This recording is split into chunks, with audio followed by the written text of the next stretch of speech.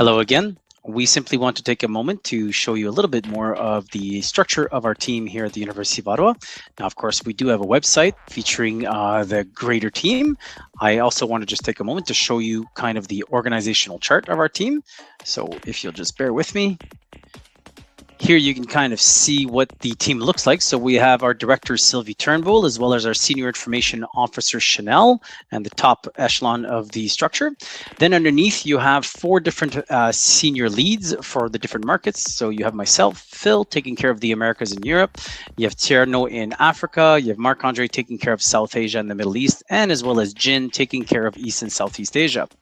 Working with all of these senior leads are our official in-country representatives. So you may be one of them yourself if you're watching this video, but you also may be interacting with them more regularly in your market. So we have from left to right, we have Mirela in Sao Paulo, David right outside of Mexico City.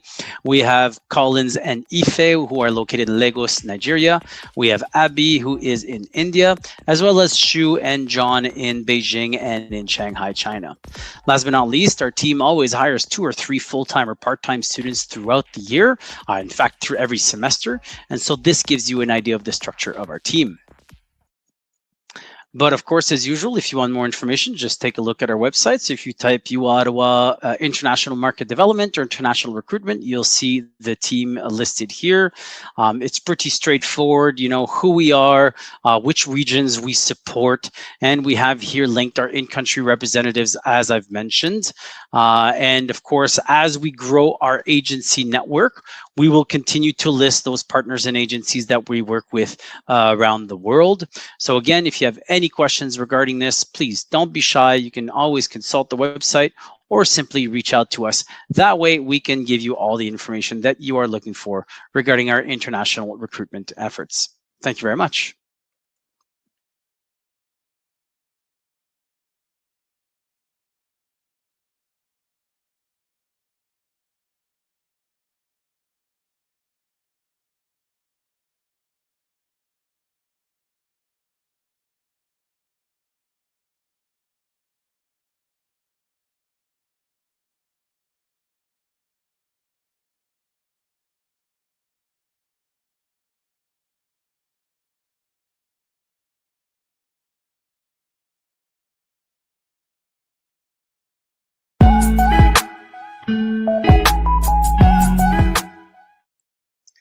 Now for a quick overview of information that's available to you when you're speaking to students from a specific country. So remember, general rule of thumb when you're talking to students, in a nutshell, you tell them that it's not really about the country from where they're from, but it's more about the curriculum that they are studying.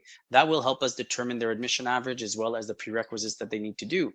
However, of course, different countries have different national curriculums, and for that, we have developed some resources for you to use.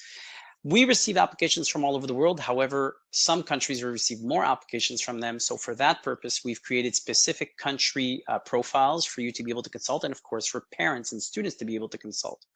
Where do you find this information? Pretty straightforward. You just, again, Google U Ottawa International Admissions or International Application. You'll inevitably end up on this international applicants website. And simply, as you scroll down past the first 2 or 3 steps about how to apply and how to find out the prerequisites, there's 2 important drop downs I want you to see. The first one is the required level of study by country. So for example, if you're speaking to a student from Bahrain, you know that they need the general secondary education certificate. This makes it nice and clear what is the minimum level of studying they need to complete in order to do an undergraduate degree. And then for specific countries, we do have another drop down. At step number 2, it's find your country. Now, not all the countries are here, but we have started listing more and more countries from where we get applications. So for example, if you're speaking to a parent or a student from India, you'll be able to click here on the India website. It'll tell you a little bit more about why University of Ottawa is an attractive option for students from India and what students from India need to know when it comes to applying at the University of Ottawa. There'll be special terms saying, you know, in India, you say All India Senior School Certificate. In Canada, we say high school diploma. So this really helps with the conversation to make sure that nothing gets lost in translation. You have here requirements for students that are out of high school or requirements for students that are already studying after high school in India.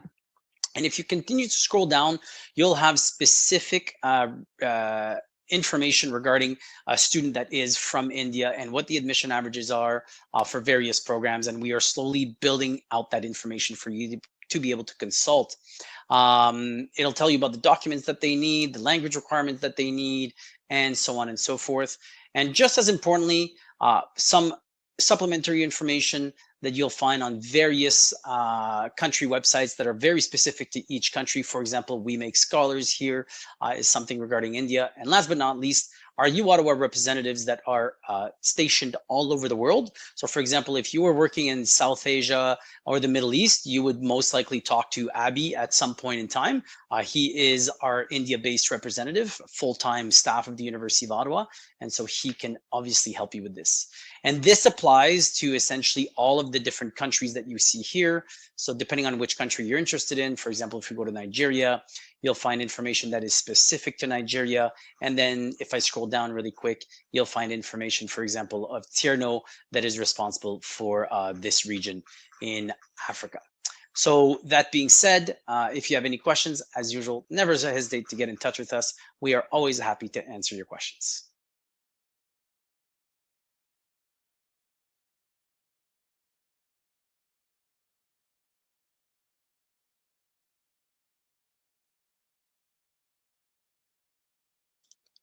Let's talk about admission requirements for students in the French system. So the French lycée is recognized by the AEFE, which we can find in many countries around the world.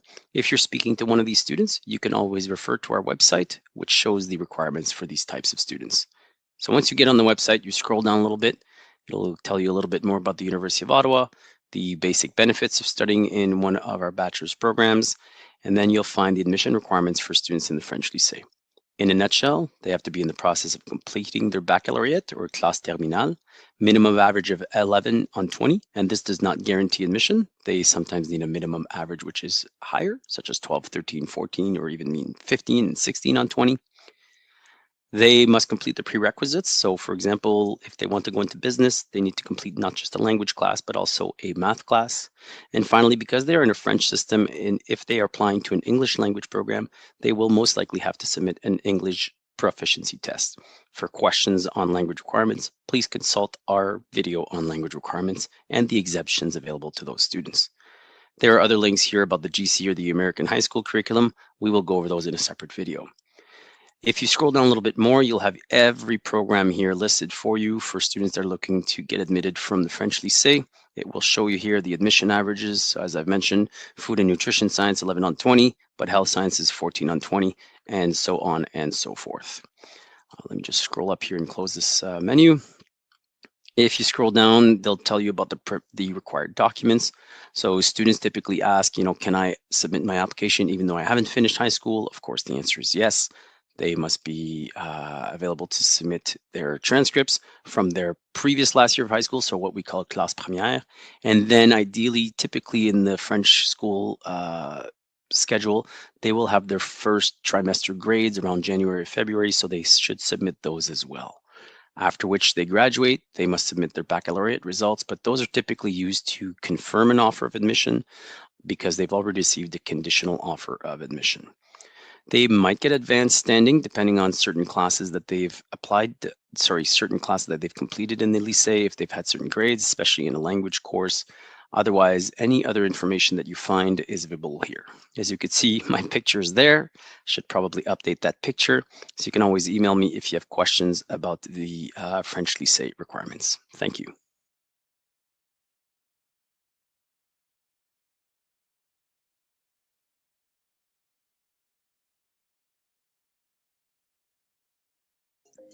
Hello again, and welcome to yet another training for the University of Ottawa. So right now we're just going to go down to find the training for GCE students, right? So whether you're in Brazil or Mexico, you're talking to a student, or for example, in Kenya and in Nigeria, and you find a student that is doing the British curriculum or the GCE curriculum, you could simply go follow the steps that I'm doing here to find the information for the GCE curriculum.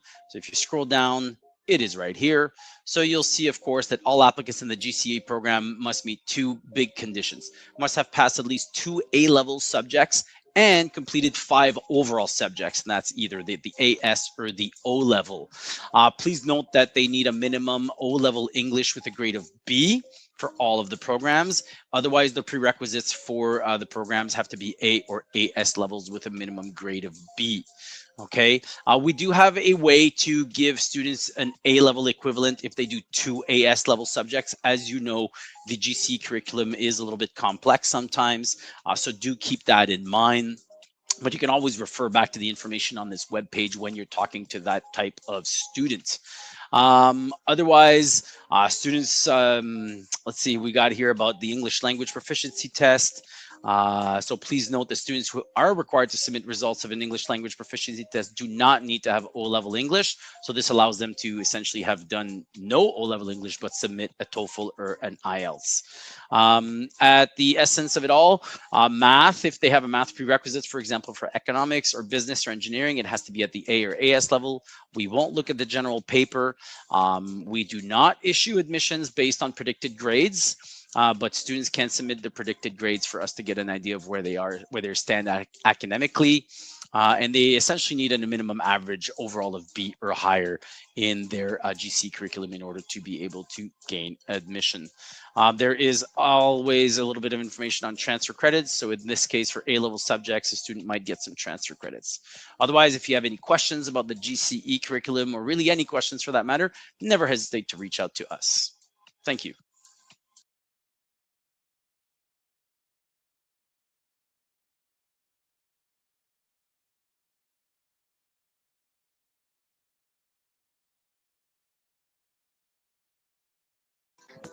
Hello and welcome to another short training video for the University of Ottawa.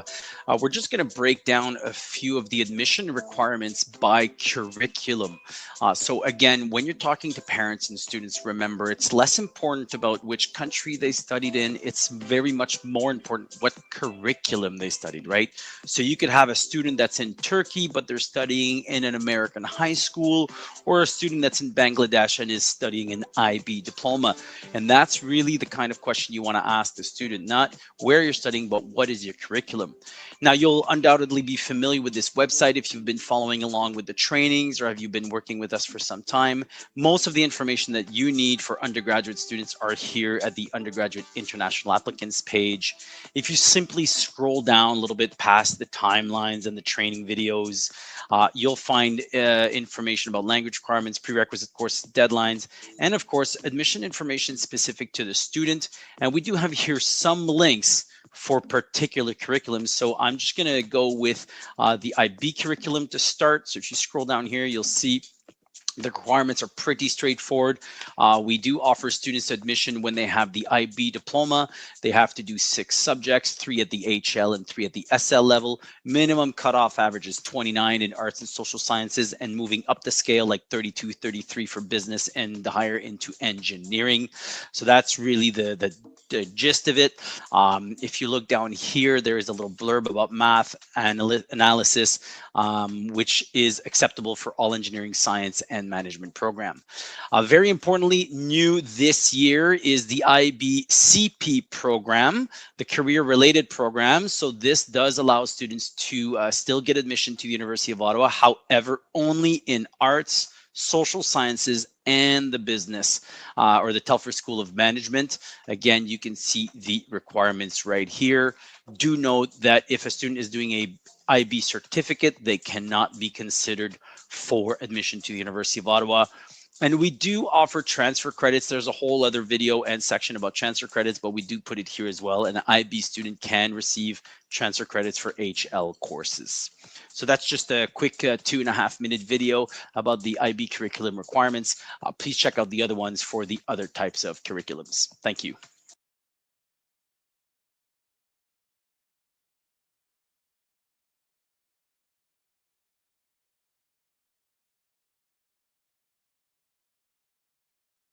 Hello again, and welcome to another training for the University of Ottawa. Now, if you've been following along, you see that we've covered a few different curriculums, the French curriculum, the IB curriculum, the GCE curriculum. So right now, let's talk about the American curriculum.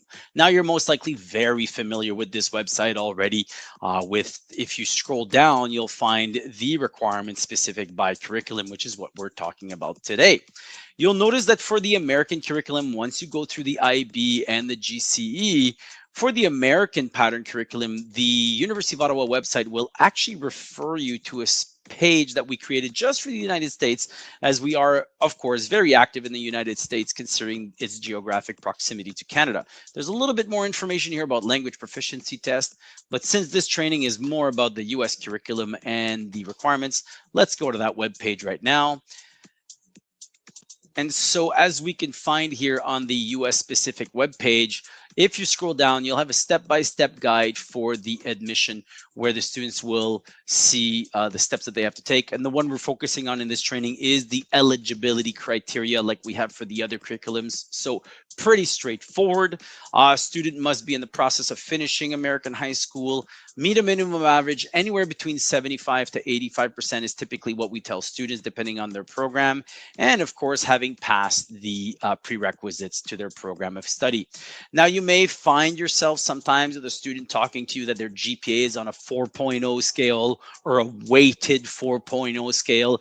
If you have any doubts, you can always just check on Google really quick how American 4.0 GPA converts into percentage, or you can always just write us and we'll help you figure it out. But once you get used to it, you'll see what it means. You know, when a student says, I have a 3.2 GPA, how much percentage that means, which is what we use then to evaluate their application for admission. But essentially, that's as simple as it gets for an American high school student, or a student rather in an American curriculum anywhere in the world. As always, any questions, just reach out to us.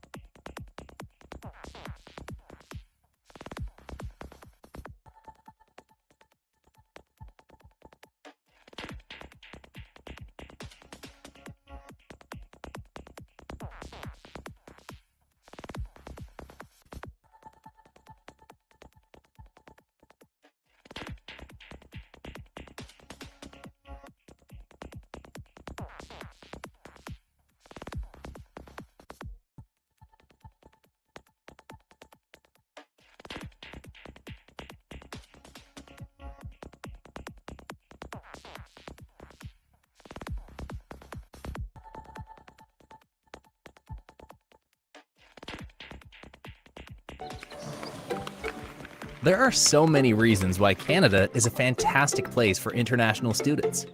Let's take a look. If you want to earn while you learn, your study permit may allow you to work. Canada's colleges and universities offer co-op programs, work placements, and internships. You can earn money while gaining practical experience. There are also many scholarships available to international students, and there are thousands of programs to choose from in Canada. Learn from experts in science, technology, and innovation. You can take part in leading-edge research and development at world-class institutions. You can also get credit for academic credentials you've already earned. You'll feel at home in both our communities and classrooms. Canada is an open, safe, and multicultural diverse society. International students have many career opportunities in Canada. With the postgraduate work permit, gain valuable work experience needed for immigration. Canada also supports entrepreneurs who want to start businesses. And if you choose to return home, you'll still enjoy all the knowledge and skills you've gained in Canada. When you're not busy studying, you can explore Canada. Travel is safe and easy. Experience Canada's vibrant cities, charming towns, and incredible outdoor adventures in every season. choose Canada to pursue your education abroad. To learn more, visit educanada.ca.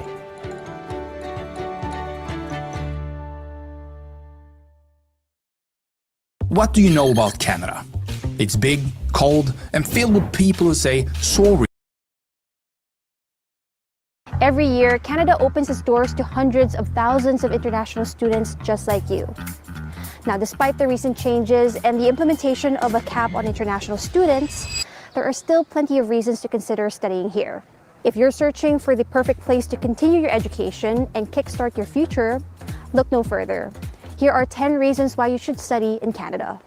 Number 1, world-class quality. There's no doubt about it, Canada's education system is top-notch and respected worldwide. Getting a degree from a Canadian university isn't just impressive, it's a mark of quality and trust.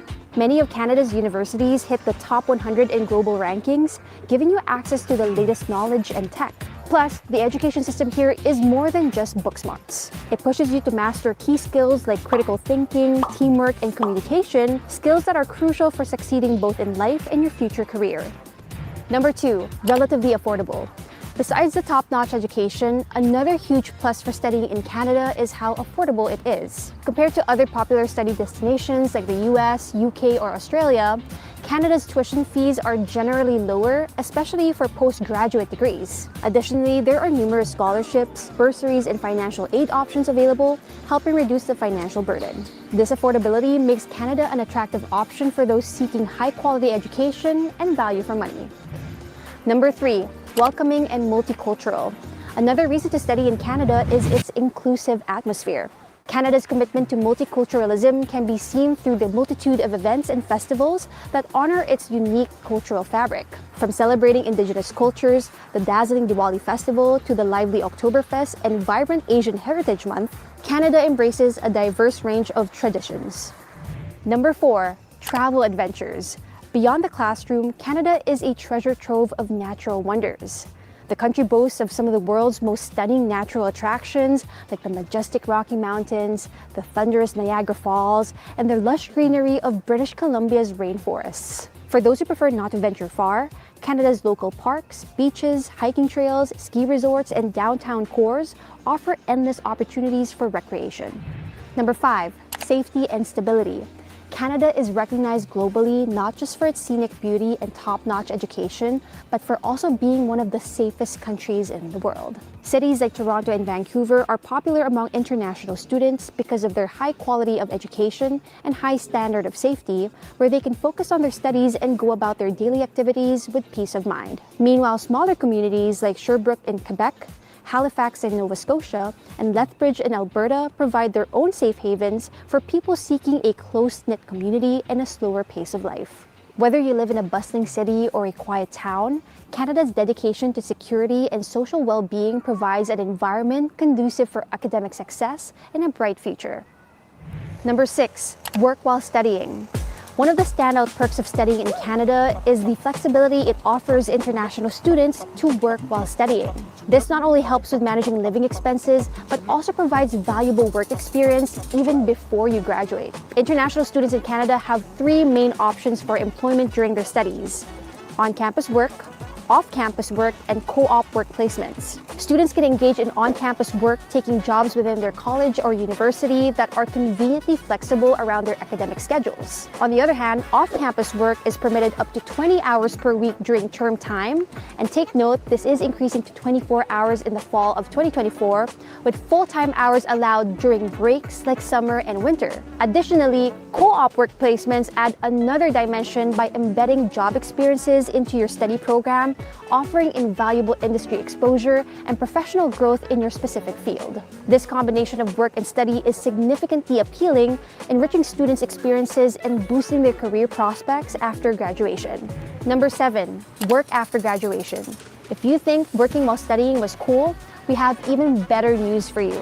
One of the most exclusive benefits for international students in Canada is the unparalleled opportunity to stay and work after graduation through the Post-Graduation Work Permit program. The PGWP is not just any work permit, it's an open work permit, allowing you to work for any employer for as many hours as you like and anywhere you want in Canada for up to 3 years. This flexibility enables you to explore various career paths and industries, which is beneficial for building a robust resume and making solid professional connections. Remember, only international graduates have access to the PGWP, and it is a once-in-a-lifetime opportunity, making it a unique chance you wouldn't want to miss. Number 8, strong support programs for students. When you study in Canada, you'll find tons of support that help you adjust and get settled. Besides orientation programs, Canadian universities and colleges have dedicated international student services that help with things like visas, academic planning, career advice, language support, mental wellness, and other helpful resources. This extensive support ensures that you feel at home and thrive academically and personally during your time in Canada.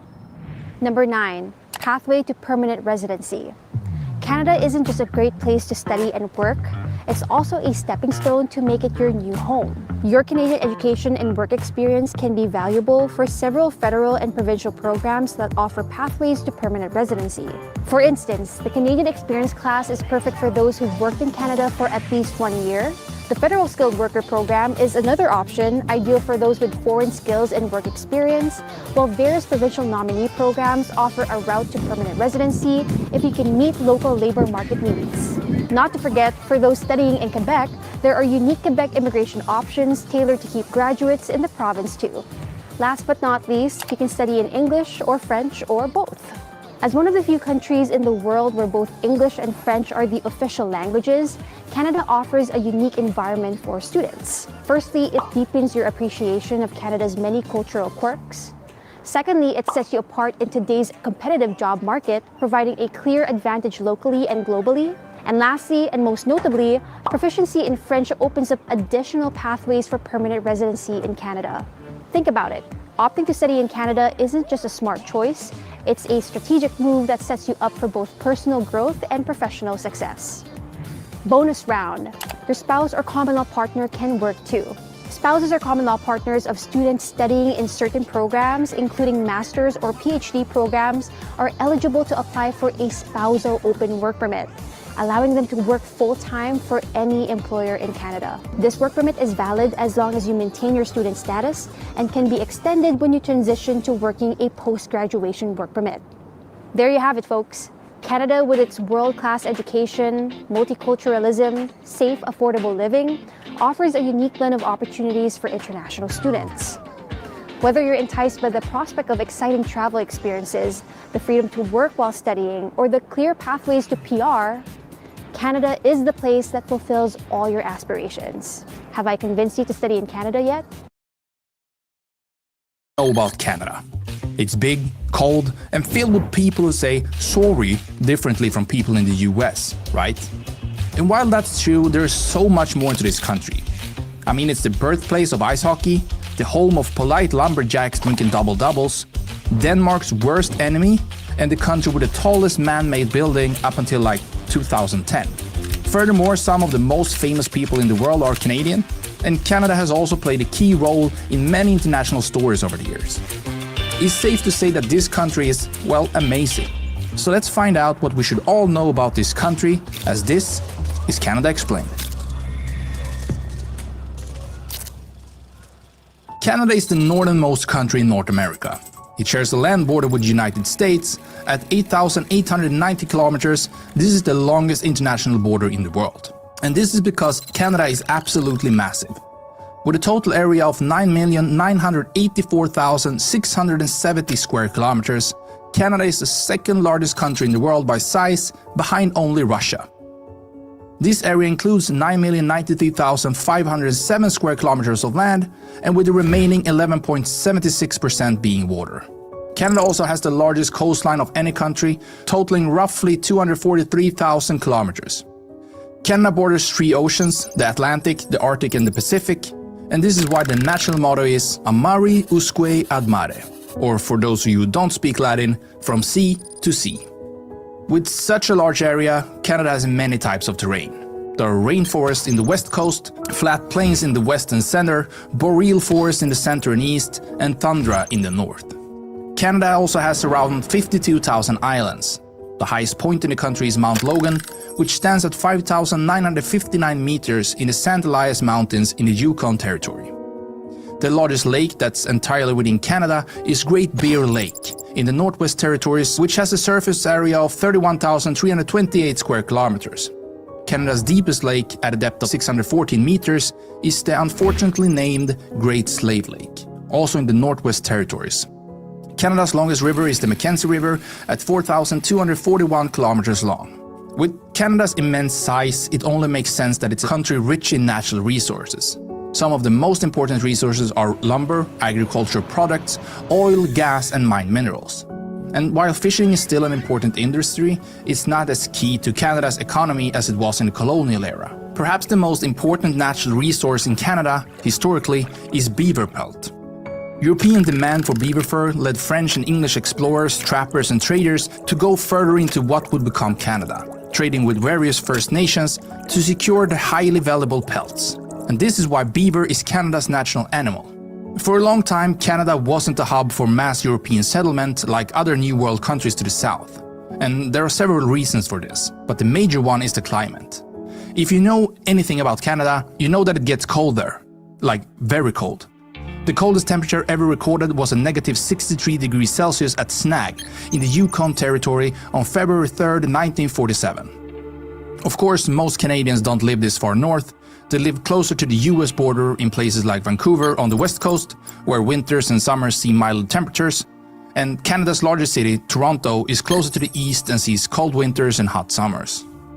According to the 2021 census, Canada's population is 36,991,981, and official estimates today put that number at 38,939,056. This makes Canada the 37th most populous country in the world, between Ukraine and Poland. Canada comprises 10 provinces and 3 lesser populated territories. With a population of 40,223,942, Ontario is by far the most populous province. Little Prince Edward Island is the least populous, with only 154,331 people living there. The second most populous province, Quebec, is notable for being primarily francophone. While the country's official languages are English and French, New Brunswick is the only province to be officially bilingual. With a city proper population of 2,794,356 and a metro population of 6,202,225, Toronto is Canada's largest city and largest population center. Toronto has been recognized as the most diverse city in the world, highlighting the importance of immigration and multiculturalism in Canada. The next largest city is Montreal, then Calgary, and then the national capital, Ottawa. Canada's form of government is a federal parliamentary constitutional monarchy. As part of the Commonwealth realm, Canada's current monarch is Charles III. His representative in Canada is the Governor General, a position currently held by Mary Simon. The head of government is the Prime Minister. Justin Trudeau is the 23rd and current Prime Minister, having first been elected to the Prime Minister's office in 2015. The national anthem is O Canada, and the flag features a red field with a white square in the middle, in which sits an 11-pointed red maple leaf. And this has been Canada's flag since 1965. The currency is the Canadian dollar, and did you know that Canadians call their $1 coin a loonie? It's true, it's not because they're crazy or anything like that, but because one side of the coin features a loon. And when Canada introduced a $2 coin, Canadians continued this quirky tradition by dubbing it the toonie. Canada's economy is highly developed and highly mixed. It is the 9th largest economy in the world, with a nominal GDP per capita of $2.14 trillion. This puts Canada's economy just below Russia and just above Italy. The unemployment rate is 5.7%. The value of Canada's export was $779.2 billion in 2022, and the value of its imports was $757.4 billion. The United States is by far Canada's largest trading partner, with the trade between the two nations valued at $908.9 billion. Indigenous people have been living in what's now Canada for at least 12,000 years. These include First Nations Inuit and Métis, who are people of mixed ancestry with their own unique culture. Some of the most prominent First Nations in Canada include the Cree, Anishinaabe, and Haudenosaunee. The first Europeans to visit what would become Canada were the Vikings. They established a settlement in Lansdowne Meadows, in modern-day Newfoundland, in or around the 11th century. They didn't stay for long though, and it would be roughly 400 years before the Europeans visited again.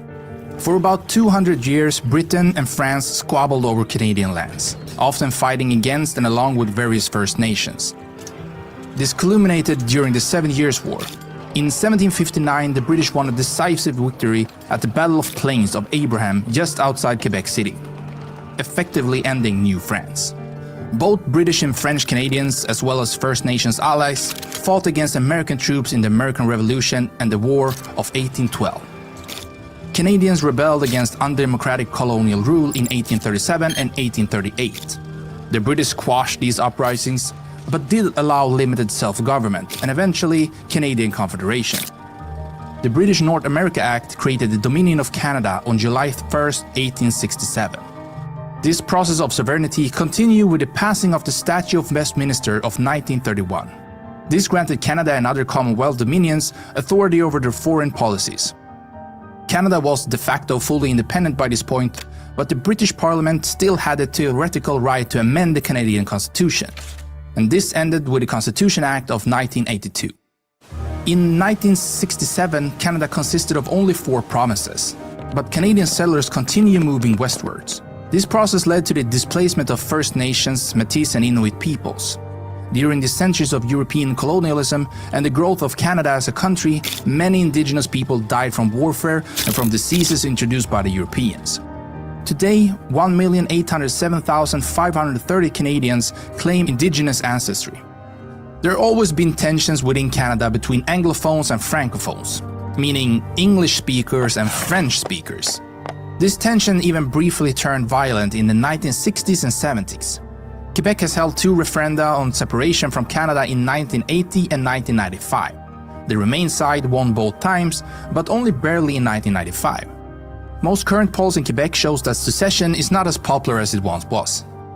Canada's relationships with the United States is its most important international dynamic.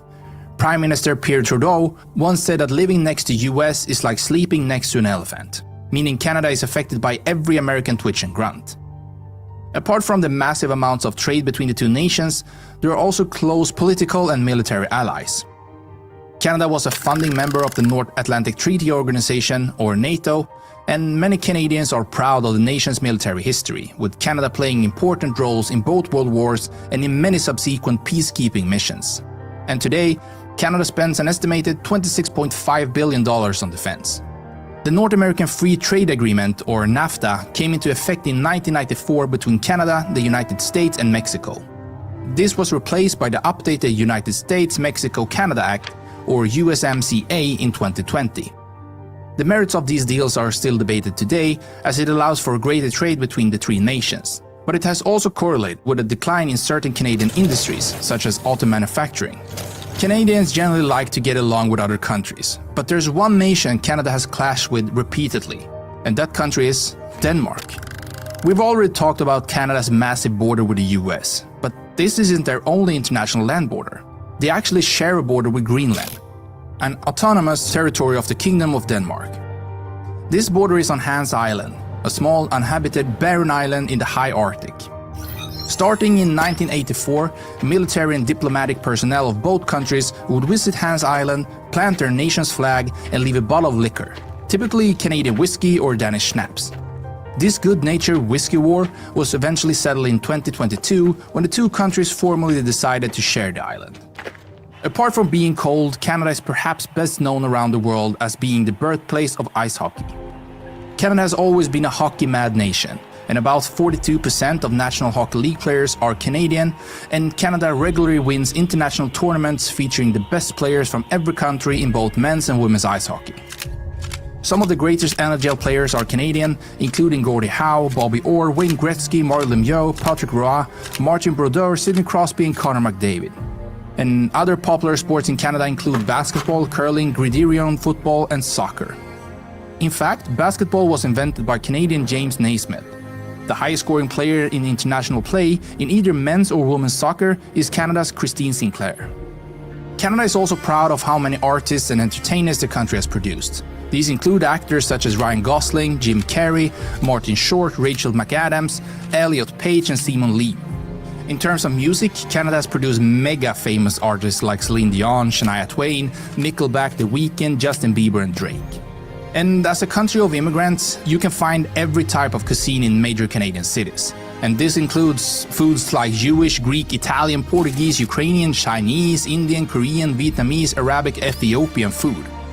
But in terms of its own cuisine, Canada is perhaps best known for poutine, a French-Canadian dish consisting of French fries, gravy, and melted cheese curds.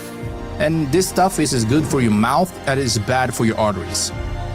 The most popular coffee chain is Tim Hortons, where you can get a double-double with a Timbit. And that's a coffee with 2 sugars and 2 creams with a donut hole.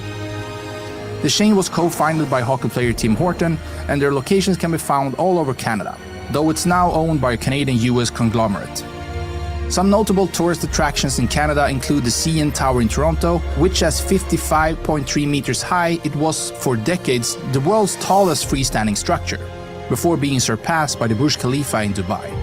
Old Town Montreal and the Petit Champlain neighborhood of Quebec City offer old world charm in North America. Banff National Park in Alberta offers stunning natural beauty, and the Bay of Fundy in New Brunswick features the highest tides in the entire world. Canada shares the Niagara Falls with the United States, but ask any Canadian and they'll tell you the more majestic falls are on the Canadian side. As the second largest country in the world with diverse population of almost 40 million and hundreds of years of history, it's impossible to cover everything in one video. However, it's safe to say that Canada is a lot more than a bunch of polite lumberjacks drinking double-doubles, though there are plenty of those too. But what did we miss? Comment below something you think everybody should know about Canada. Or go learn about another country in the world by clicking one of the videos on your screen right now.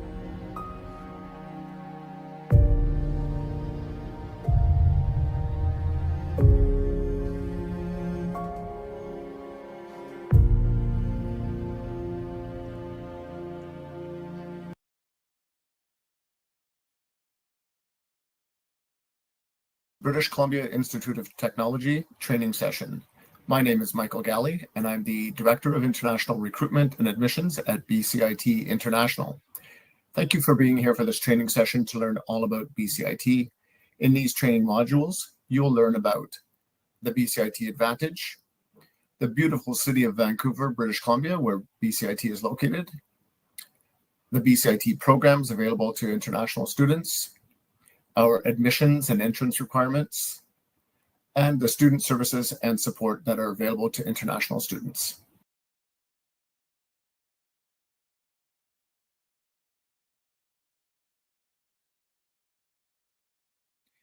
In this video, we will explain why international students should choose BCIT. First and foremost, BCIT graduates get jobs and are in high demand by top employers. Our current statistics show that there is a 98% employment rate for BCIT degree graduates. What is the reason for this? Applied education. BCIT programs are practical and provide hands-on experience in state-of-the-art training facilities. Work-integrated learning. BCIT integrates work-related tasks into everything we do in the classroom, labs, shops, and so on, so that it is not just theory that students are learning. They are learning to practice the skills they will use when they start working in their field.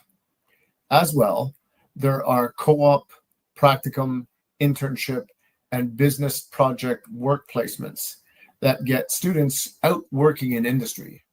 This helps them to bridge between the learning and practice they get at BCIT and the real world. Industry focused. All BCIT faculty have direct experience in their field. They come to BCIT to teach, not to do research. Our faculty provide students with training directed at specific jobs in industry, so when students graduate, they have the skills and knowledge required by employers. Also, at BCIT, every program has a Program Advisory Committee, or PAC. Each PAC has representatives from different companies who come to meet with our faculty twice a year to discuss the changes occurring in their industry. This way, BCIT knows exactly where industry is going and what skills their employees will need, which means BCIT graduates are highly valuable to the companies that are hiring. Flexible options. BCIT has two modes of program delivery. First, regular intensive daytime programs include 110 to 140 credits in 2 years of intensive study, which is equivalent to a 4-year bachelor in most institutions. Students do not choose their courses. BCIT registers them each term, and they must take and pass each course. Regular programs are high value, and students are able to acquire a massive amount of learning in a short period of time. This is one of the many reasons that BCIT grads find themselves so highly valued by industry. Second, flexible evening and weekend programs allow students to make their own schedules, and as long as they take 9 credits each term, they are full-time students. Please note, they must study 3 terms in the year: January, April, and September. Flexible programs allow students to set the pace of their learning and program completion, and if they wish to work while they study, they have plenty of time for that.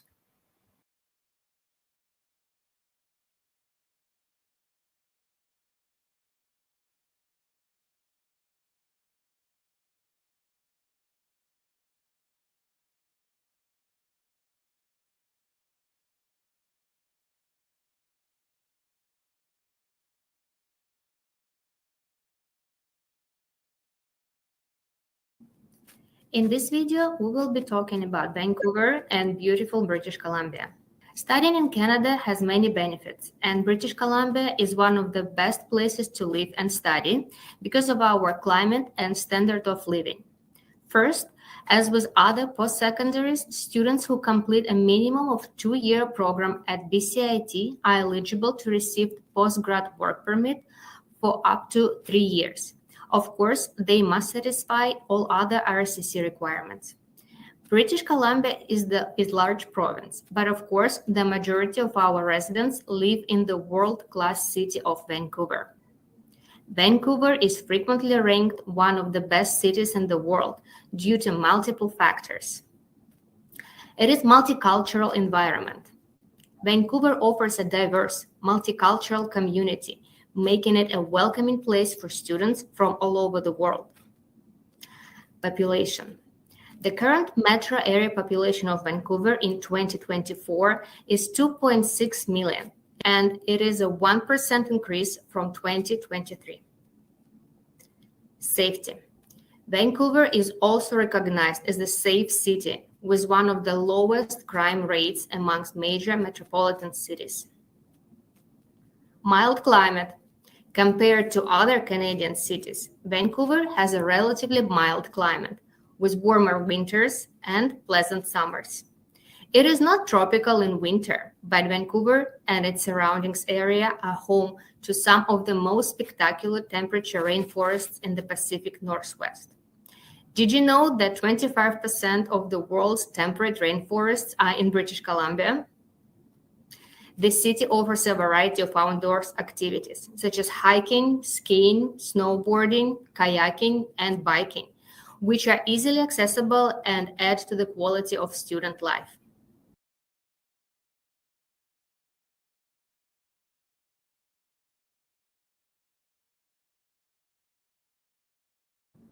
In this video, we will be talking about BCIT campuses.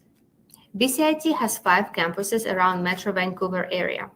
They are not far from each other, about 30 minutes drive.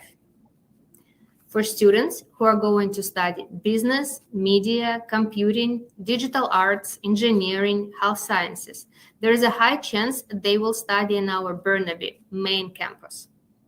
There is a wide range of facilities on this campus, including auto workshops, engineering labs, broadcast studios, 3D printing labs, as well as gym and student residence. Now, please watch a quick tour of our campus.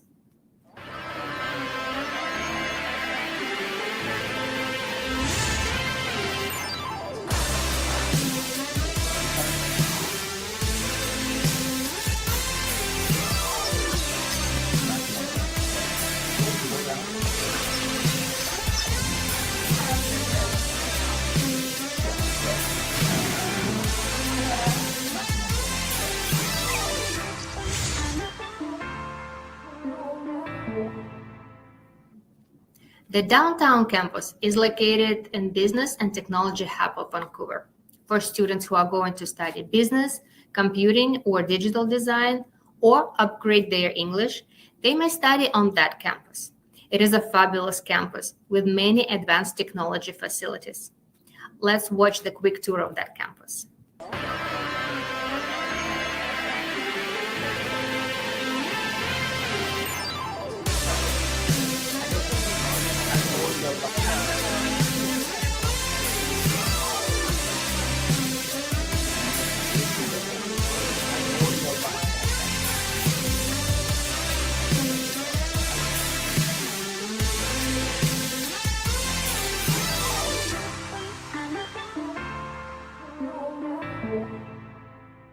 For students who are going to study aircraft maintenance engineering or pilot programs, they will be going to our Aerospace Technology campus. That campus is near Vancouver International Airport. It is an exciting campus with around 30 aircrafts. Let's take a look at the video of that campus.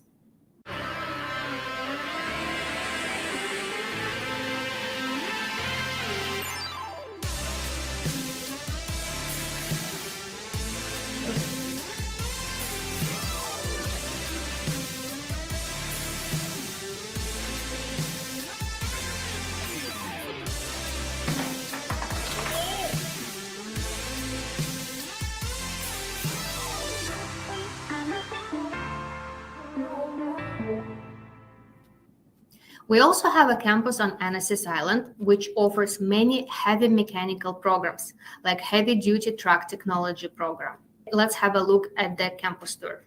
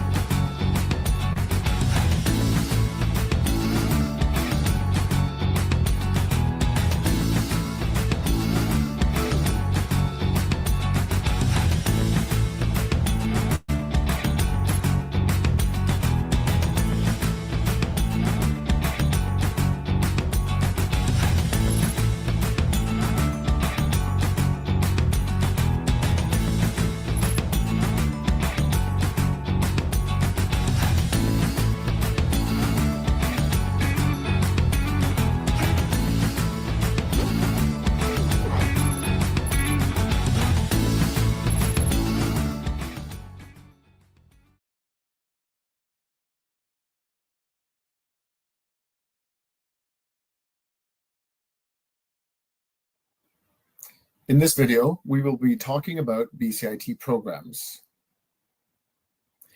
BCIT offers a wide range of credentials to international students, including master's degrees, bachelor's, diplomas, and certificates. BCIT is a polytechnic institute, and we have over 300 programs in business, engineering, including architectural, civil, electrical, and mechanical, computing and IT, broadcast media, including broadcast journalism, television, radio, and digital arts, transportation, including aviation, automotive, and heavy-duty transportation, and health science. The areas most international students are interested in include in business, accounting, finance, and financial planning, business management, business administration, business operations management, global trade and transportation, business information technology management, general insurance and risk management, in construction and engineering, construction, mining, and geomatics, architecture, civil engineering, building engineering, chemical and environmental engineering, electrical and mechanical engineering, aircraft maintenance engineering, automotive service technician and operations, and heavy-duty truck technology.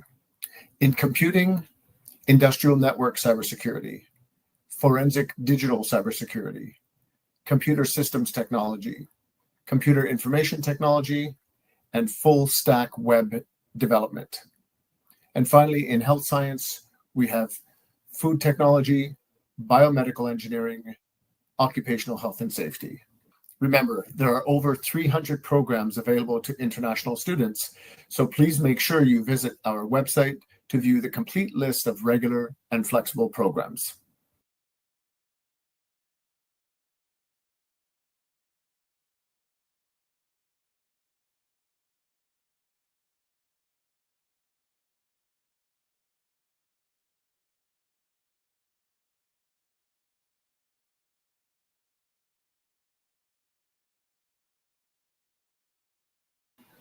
Because of our heavy focus on the needs of industry, BCIT categorizes its programs according to different industries, not faculties.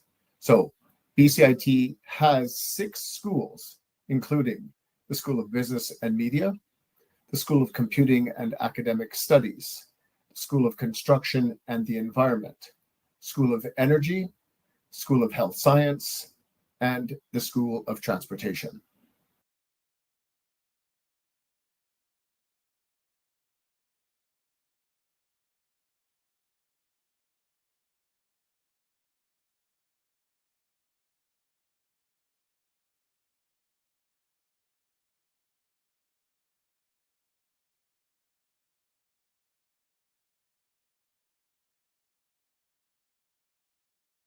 BCIT programs are delivered in 2 modes.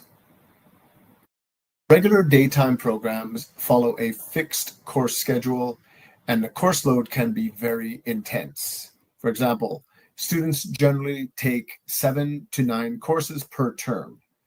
Students do not need to register for courses. The school will assign courses to them every term. There are 2 terms per year, September to December and January to May. Most programs start in September, with a few computing and digital design programs starting in January and April. Tuition is around $22,000 per year as of 2024. Please always refer to our website for up-to-date tuition schedules. Flexible evening and weekend programs. There is more freedom in flexible programs. Students will receive a course list when they are accepted, but it's up to them how many courses and which courses to take each term. For international students, they must sign up for a minimum of 9 credits per term to maintain their status with IRCC, and they must study 3 terms per year, January, April, and September. Most courses are delivered in the evenings and on the weekends, so students would have lots of time to take part-time jobs in the day. Course load is generally less intense in these programs, and we take applications throughout the year. Annual tuition is around $16,200 for 27 credits, but tuition is course-based. So if students sign up for more courses, they would need to pay more tuition. Again, please refer to our website for updated tuition fees. As an example of a regular daytime program, I have selected the Geomatics Engineering Technology program. As you can see, this is 136.5 credits delivered in 2 years. So very intensive, and each level has 7 courses, but the number of credits is different for each term.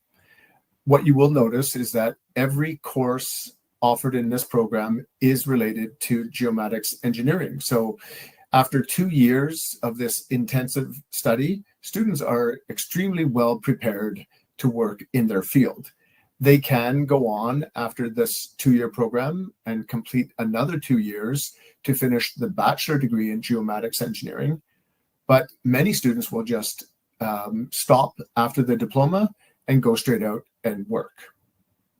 Now on the screen is an example of a flexible credential program. So we've selected the computer systems certificate because it's very popular. Many international students want to be computer programmers, software developers, and they will apply to the regular CST program, but it is very competitive.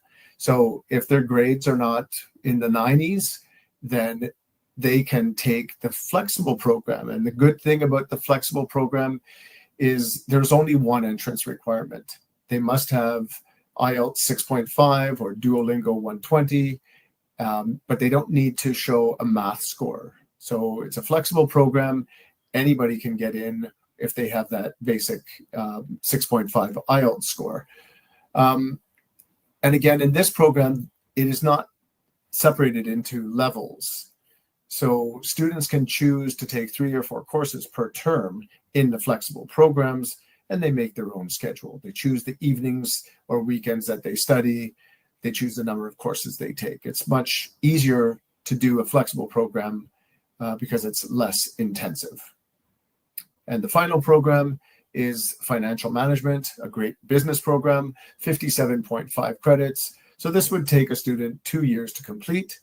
And again, like the computer systems program that certificate that we just saw, they can take 3 or 4 courses per semester, or even 5 if they want. As long as they are doing a minimum of 9 credits, they are full-time.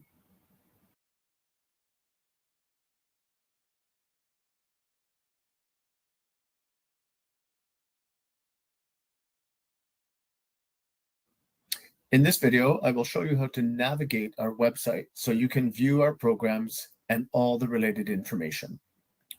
If you go to our bcit.ca website, our main page, and you scroll down, you will see the International Students section. Click on International Students, and then if you're searching for programs to show students, give them some different options, you go to International Applicants. International Students is for students once they have become students at BCIT, but for students who are still thinking about applying, they go to International Applicants.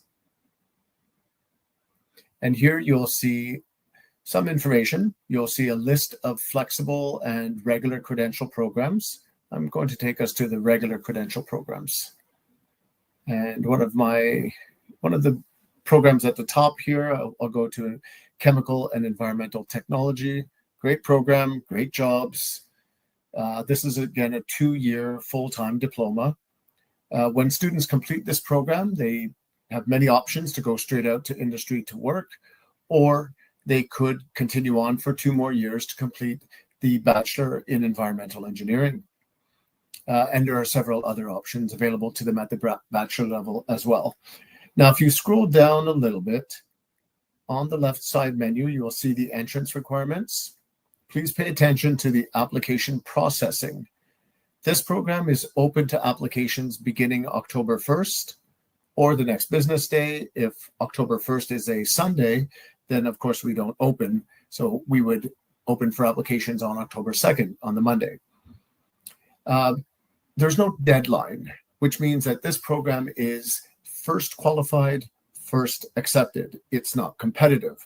Students don't compete for a seat against other students. They don't need to wait for a deadline to receive a decision. If they apply and they meet all the entrance requirements and there is a seat still available in the program, they will be offered the seat immediately. And usually we process applications within a week or 2.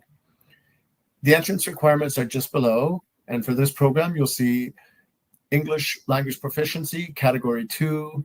This is for BC or Canadian high school equivalencies. Grade 12 English with a 67% average.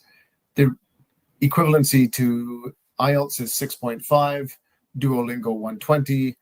There are a number of other tests that are available as well. And if you need more information, please click on category 2 and it will take you to that section. They also need math, pre-calculus 12 with 73% average, and chemistry 12 with 73% average. That's all they need. They don't need physics. There are no other requirements. If you scroll down a little bit further, you'll see the courses. And again, like the program I showed you earlier in geomatics engineering, this has 4 levels. So first level, 1, 2, 3, 4, 5, 6, 7 courses. Second term, second level, there's probably 7 or 8 courses.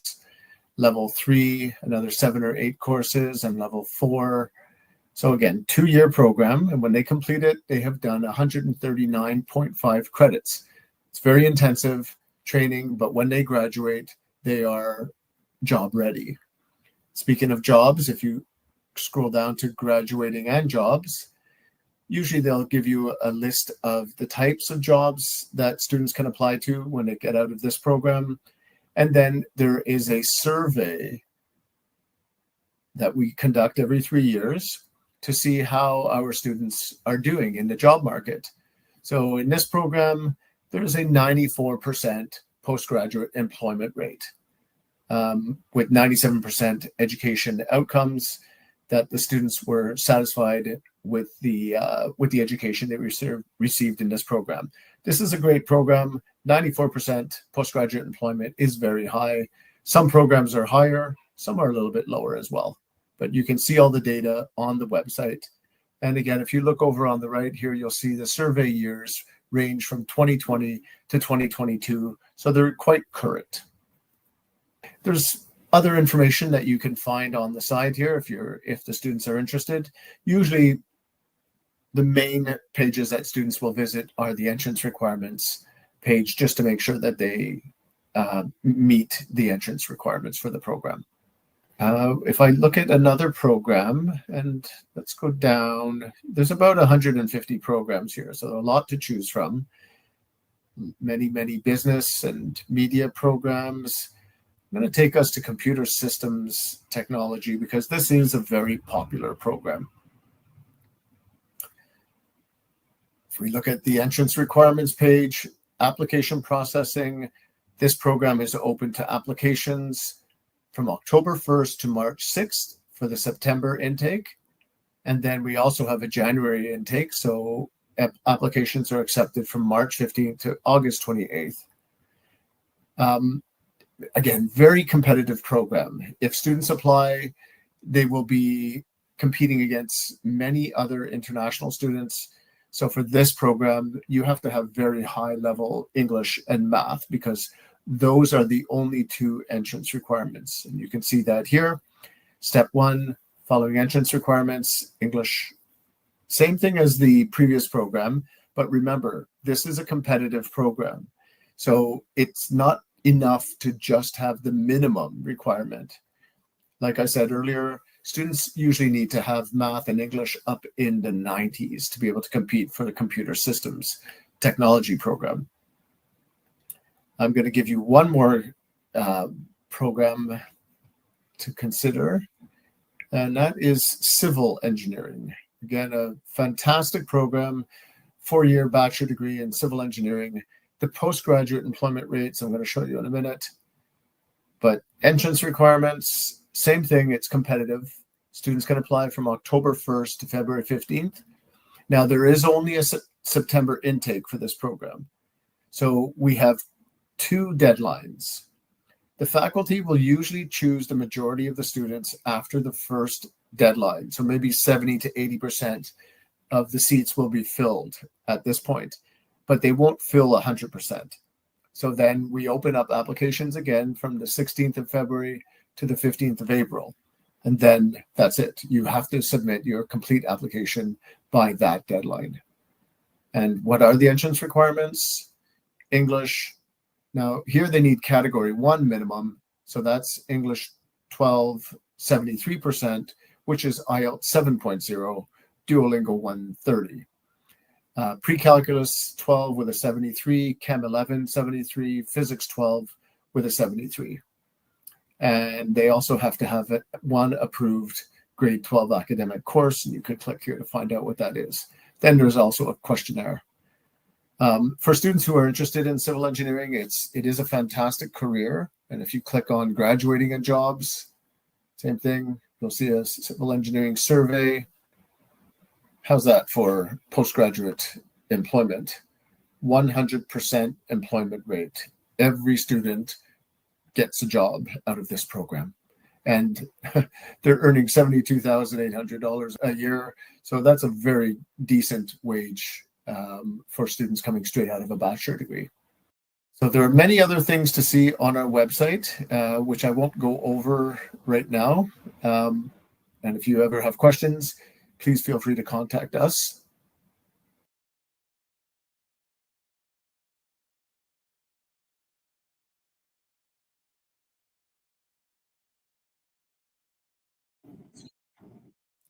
In this video, I'm going to talk about the admission requirements in BCIT. So BCIT offers 300 programs to international students, and the entrance requirements can be different from program to program. Please always refer to the program's webpage for most accurate and up-to-date information. For flexible learning programs, most of them require English only. For example, IELTS 6.0 or Duolingo 105. Since they have lighter course load, the language requirements are lower compared to other programs. Students just need to provide us with their English test results. Some of the flexible programs may have other requirements than English, so make sure you check out the program's website for that information. For regular credential programs, they all require English, plus other academic requirements. Most programs require IELTS 6.5 or Duolingo 120, but some trades programs have lower language requirements. For example, IELTS 6.0 or Duolingo 105. For business and computing programs, they would require math in addition to English. If you are going to apply to engineering programs, they would require math, physics, and/or chemistry, depending on the program. Students can apply with their high school transcript or university transcript from their home country, as long as they meet the percentage requirements of these subjects. Please note that most programs in BCIT are first qualified, first accepted, but some computing and architecture programs are competitive entry. For the competitive programs, students would need strong academics to secure their seats in the programs. Finally, I'd like to add a comment about scholarship. BCIT does not have entrance scholarship for international students. However, when students are in Canada on a valid study permit, they are allowed to work part-time during the term and full-time between the terms. In BCIT, some programs offer academic awards to international students after their first year, and they don't need to submit a separate application. Students will be notified when they receive the awards.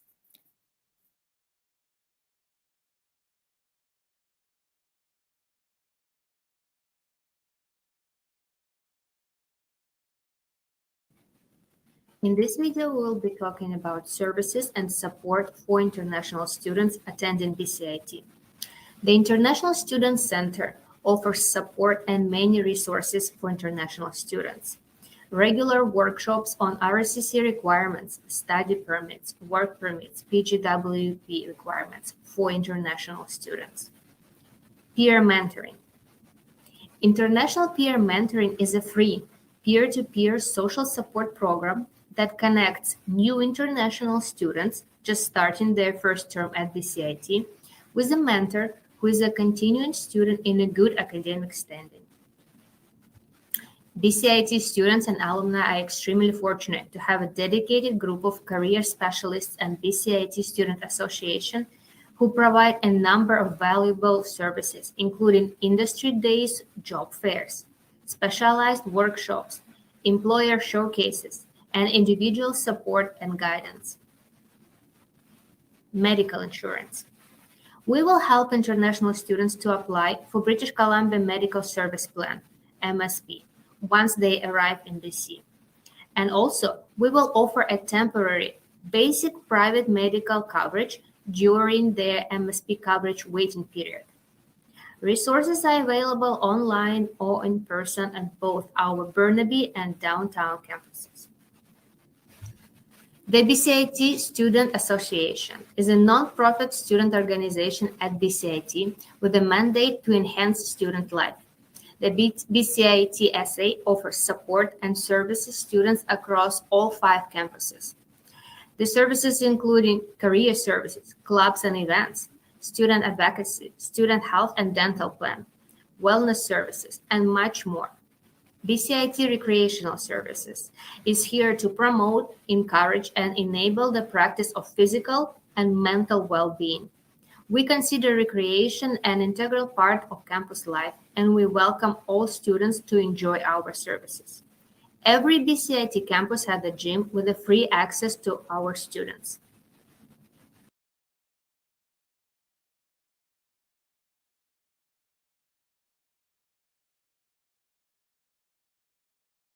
In this video, I will talk about the accommodation on BCIT campus.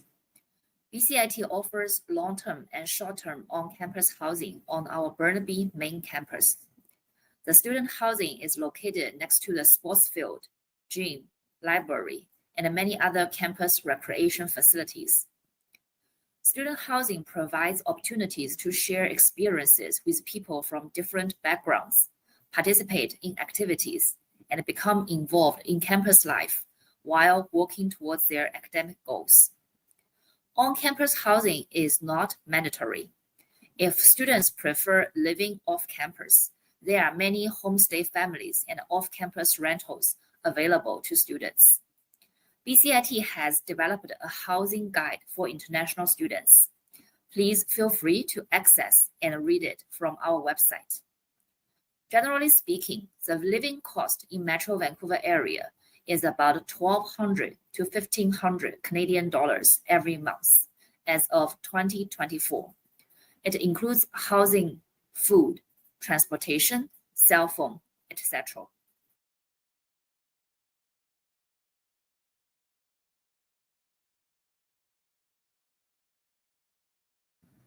Now we are reaching the end of this training session. Thank you for watching the videos and learn about BCIT. We are not like other post-secondary institutions, and we take great pride in being so focused on our industry expertise and the postgraduate employment rates of our students. It's a lot of information, but we'd like to highlight 3 key points.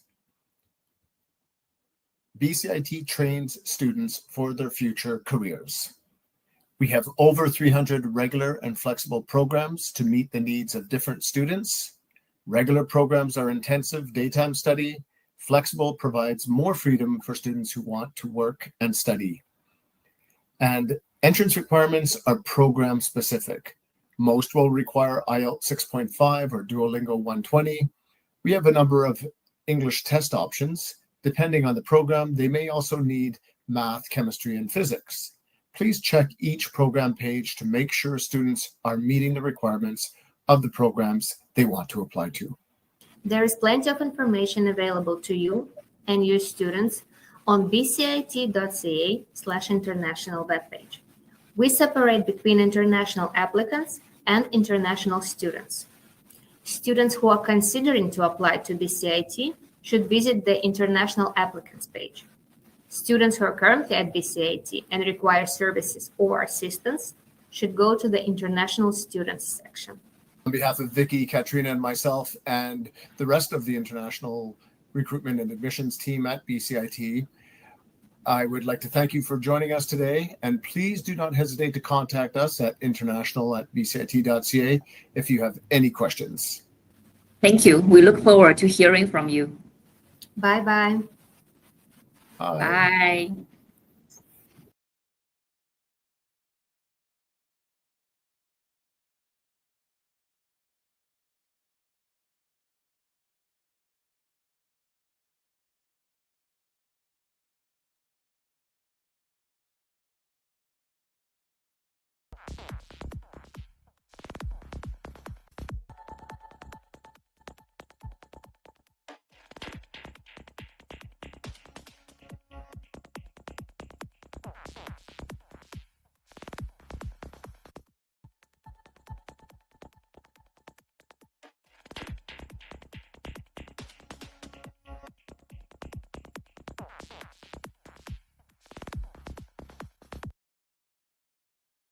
Hello everyone, good morning. Welcome to Montreal University Training Hub training session. My name is Jason. I'm the International Admissions and Recruitment Specialist at the university. Today, for this video, I'll be introducing Montreal University and Calgary in general. Calgary is located in Alberta, the western part of Canada. Calgary is the 4th largest city in Canada, as well as Alberta's biggest city. Known for its low cost of living, affordable housing, and high incomes, Alberta residents have the highest income in Canada.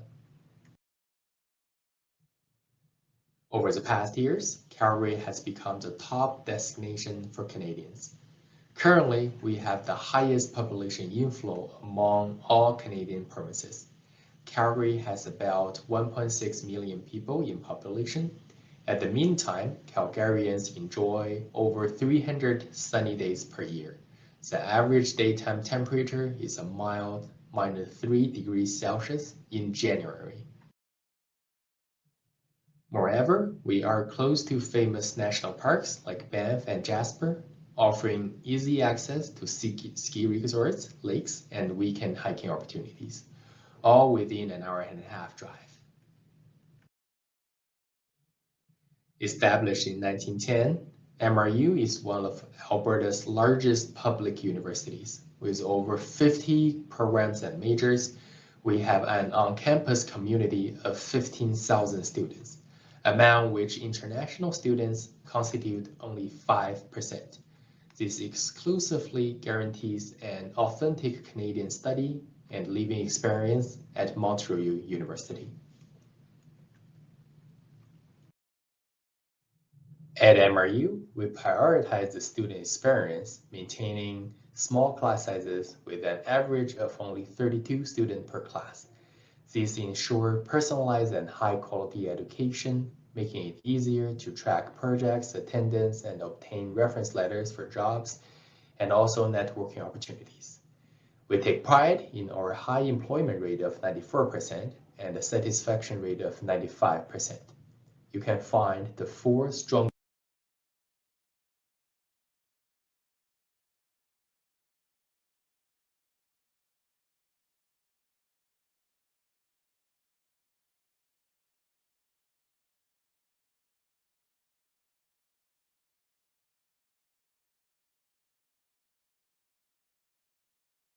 data in this PowerPoint for promotional purposes. That concludes our overview of MRU and Calgary. Thank you very much.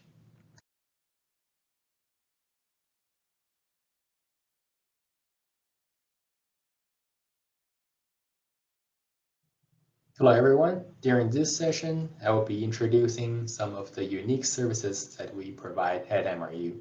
Just in case if you're wondering what the background is, that is our 40 feet tall climbing wall in our gym, and all of our students can use this gym for free. Speaking of career services, MRU has a well-established work integrated learning system. There are working components for most of our programs. They can be co-op work terms, practicums, internships, or etc. So most of our students will be graduating with some sort of existing working experience. Furthermore, our Career Services Office will help our students to build their first resume, to do job researches, and then set up mock and practice interviews. This leads to a very high employment rate we have, a 94% employment after 2 years of graduation. In this slide, you can see some of the companies that we're currently working with right now. So we really would like to equip our students with the working experience and career knowledges for future job markets. To better support our international students, we have a international education office and an international student support center. After students received admissions, we'll navigate our students to the program academic advisors to choose courses and do the course registrations. And then our colleagues at International Education Office will hold info sessions and workshops to help students to prepare for their upcoming international trip. We also have workshops to help with study permit extension and postgraduate work permit applications and things like that. If students need counseling or wellness services, we also have them provided here as well at the university. Besides that, we also have an International Student Support Center. We arrange something like pizza nights, karaoke nights, movie nights, and we take students to Banff and Lake Louise for hikes periodically. And we have a place for international students to have lunch together every day. And all of the services and workshops I have mentioned above are all free. All in all, we try to prepare our international students mentally and support them with the soft skills and immigration advices for future life challenges. We have two on-campus residences for students to choose from. One is a condo style, the other one is a townhouse style. As long as students pay the deposit before the deadline, we can guarantee that new students will be having a spot on the residence. For the residence, every student will have their own bedroom and a walk-in closet, so students will have privacy for sure. The roommates just need to share the same living room and the bathroom together. And in this picture, you can see some of the floor plans that we have.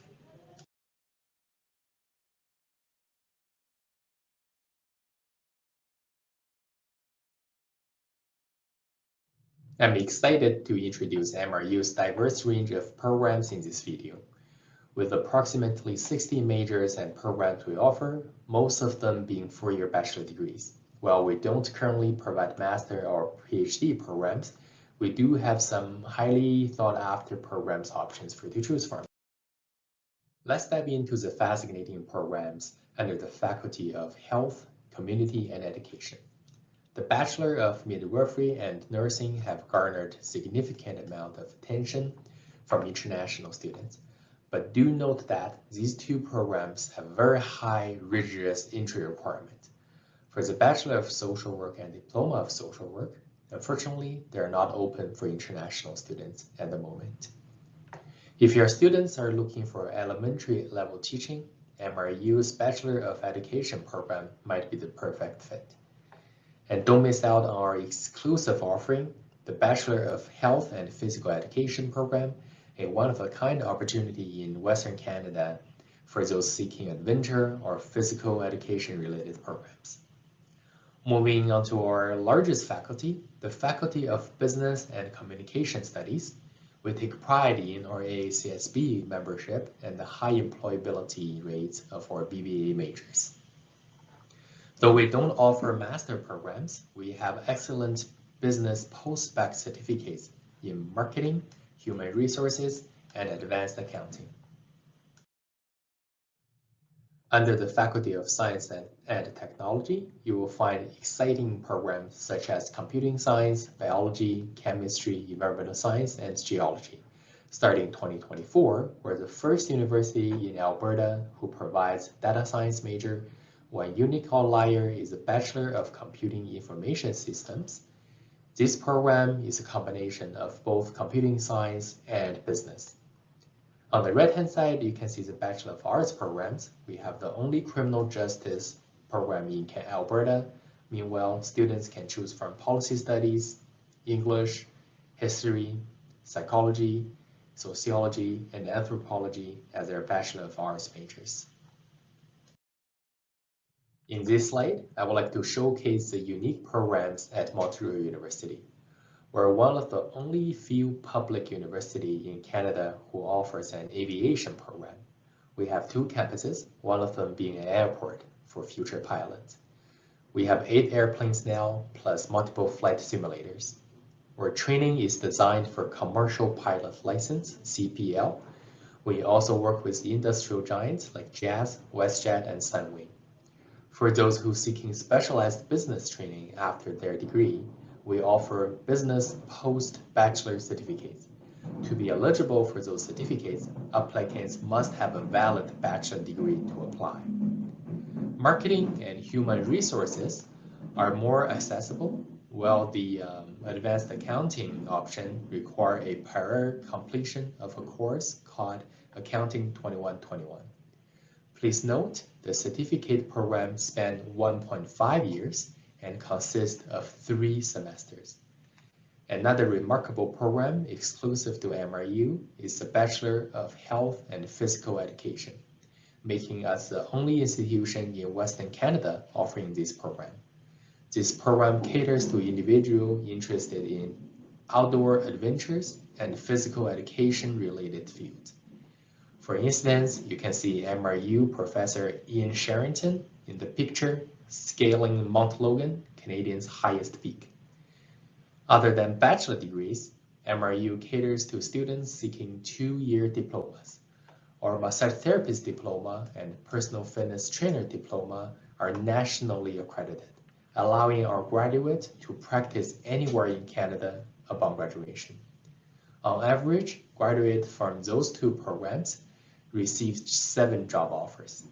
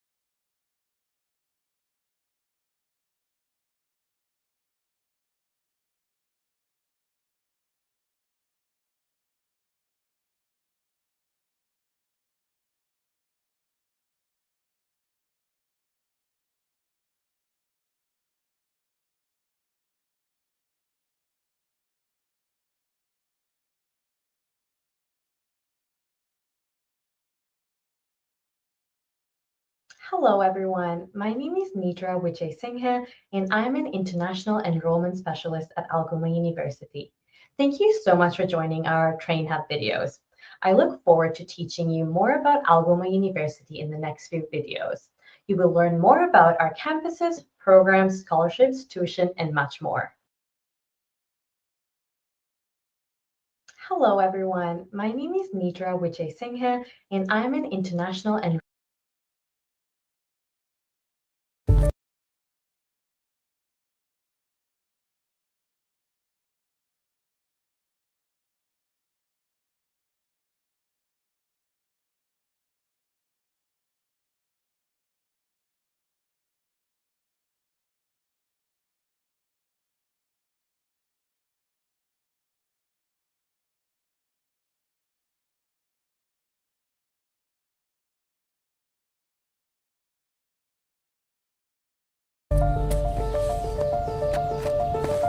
You'll feel it right away. The intimate, close-knit connections. Here, academic excellence is personal. Small seminars, hands-on learning, nurturing relationships. A place where individual voices count. People choose Algoma University because they want to engage in high-demand careers, urgent issues, social inequities, or cutting-edge studies led by award-winning researchers. And that's exactly what our personal scale delivers. Immersive experiences and innovative programs that equip you to tackle vital challenges and support underserved communities.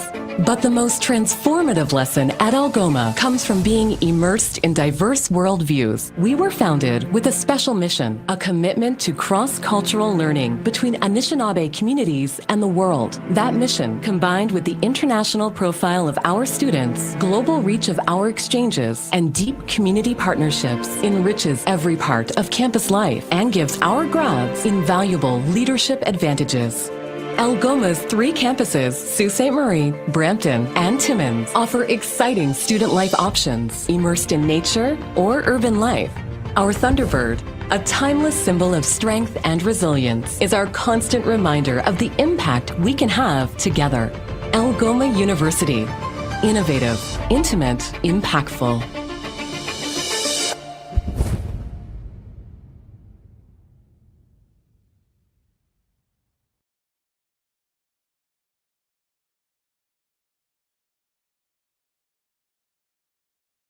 Let's start off this video with why Algoma University should be your first choice. Algoma University has a high visa approval rate compared to other institutions in Ontario. Algoma University is a public university, which are the first choice among Canadians. We offer low tuition and accessible requirements at Algoma University. And we also offer high demand postgraduate work permit eligible programs. Lastly, we have 2 incredible diverse campus locations for international students. In the next slide, we're going to focus on why public universities are more popular in Canada. Public universities are recognized for being the top tier of Canadian education system, and all top-ranked Canadian universities are public universities. Public universities are the first choice among Canadian families, and public university graduates are more likely to get the best jobs in the market and have the highest income rates in Canada. On this slide, I'd like to explain the importance of obtaining a bachelor's degree from a Canadian institution. Individuals with a bachelor's degree have a higher employment rate and earning power where they will make 24% above the national average. A bachelor's degree is a requirement for most high-paying jobs in Canada, and we have noticed that the number of jobs requiring a bachelor's degree has doubled since 2015. Bachelor's degrees from a Canadian public university are highly recognized across the world and will allow you to work and study anywhere in the world. On this slide, we will focus on visa success rate at Algoma University. We have one of the highest visa approval rates in Ontario. In the first half of the year 2024, when visa approval rate was low, our visa approval rate across the world was 72%. Students who submit applications to Algoma University have a good chance of getting their visas.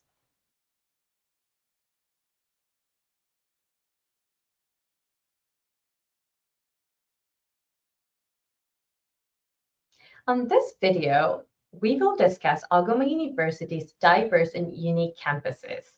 International students at Algoma University study at two great campuses, both located in the province of Ontario. Our Sault Ste. Marie campus, which is our founding and largest campus, and our urban campus, the Brampton campus. Let's take a look at the Sault Ste. Marie campus. If you are a nature enthusiast, the Sault Ste. Marie campus is the place for you. Nested between the Great Lakes, the vibrant Northern Ontario city provides you lots of outdoor adventures regardless of the season. At Algoma U's Sault Ste. Marie campus, students will have access to on-campus residence and free GLC gym membership. What is special about the Sault Ste. Marie campus is that it offers low cost of living and it is a safe neighborhood on the US border. Next, let's see what Brampton has to offer. Brampton is one of Canada's fastest growing cities. Located in the heart of Greater Toronto Area, Brampton offers students a dynamic urban experience with many cultural events, celebrations, and activities. Brampton offers over 1,500 businesses, restaurants, and entertainment options right at your doorstep. At the Algoma University Brampton campus, students will have access to 40% off discount on their GO Transit Pass and have a free membership at the local YMCA, which is only a minute away from the campus.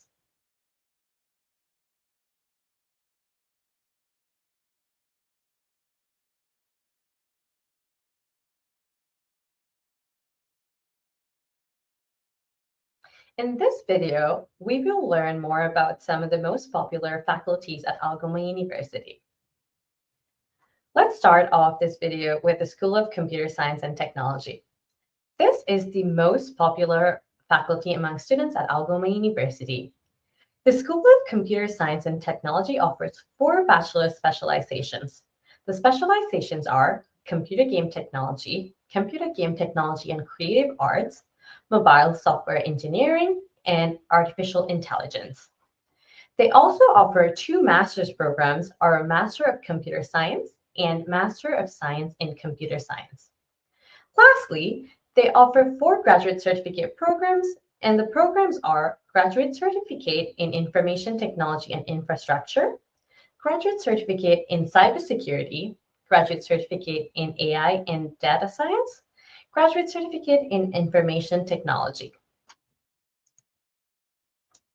Next, we have the Faculty of Business and Economics.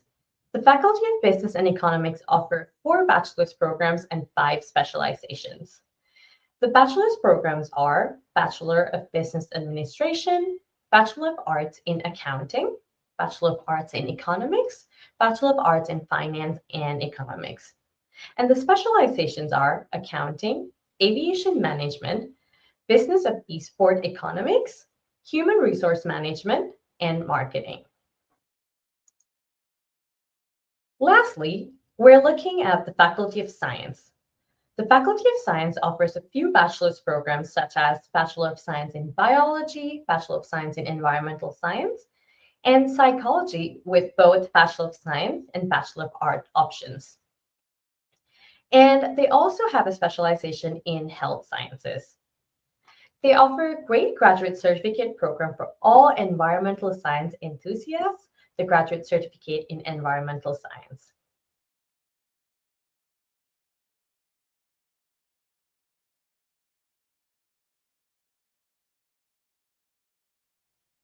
On this video, we're going to be discussing programs offered at Algoma University. Let's take a look at our bachelor's programs first. Algoma University offers both 3-year and 4-year degree programs. Students have many programs to choose from based on their interests, from business programs to science and humanities programs. We discussed about our business, computer science, and science faculties earlier, and I would like to introduce 2 more amazing faculties: the Faculty of Humanities and Social Sciences and the Faculty of Cross-Cultural Studies. These both offer amazing programs to students. On this slide, I have listed few 3-year bachelor's degree programs that are extremely popular among international students. They are the 3-year computer science degree, 3-year economics, 3-year accounting degree, 3-year bachelor's of science in biology degree, 3-year psychology degree, 3-year law and justice degree, and the 3-year political science degree. Moving on to our master's programs, Algoma University recently introduced a few exciting master's programs. These master's programs have been developed to address market gaps and opportunities. Master of Computer Science is a 1-year, 3-semester course-based program offered at both Sault Ste. Marie and Brampton campuses. Master of Science in Biology is a 2-year, 6-semester thesis-based master's program offered at both campuses as well. Next up, we have the Master of Global Science and Economy. This is also a 2-year, 4-semester course-based program. It's offered at both campuses as well. And finally, Master of Science in Business Analytics, which is a 2-year, 4-semester course-based program and is only offered at our Sault Ste. Marie campus.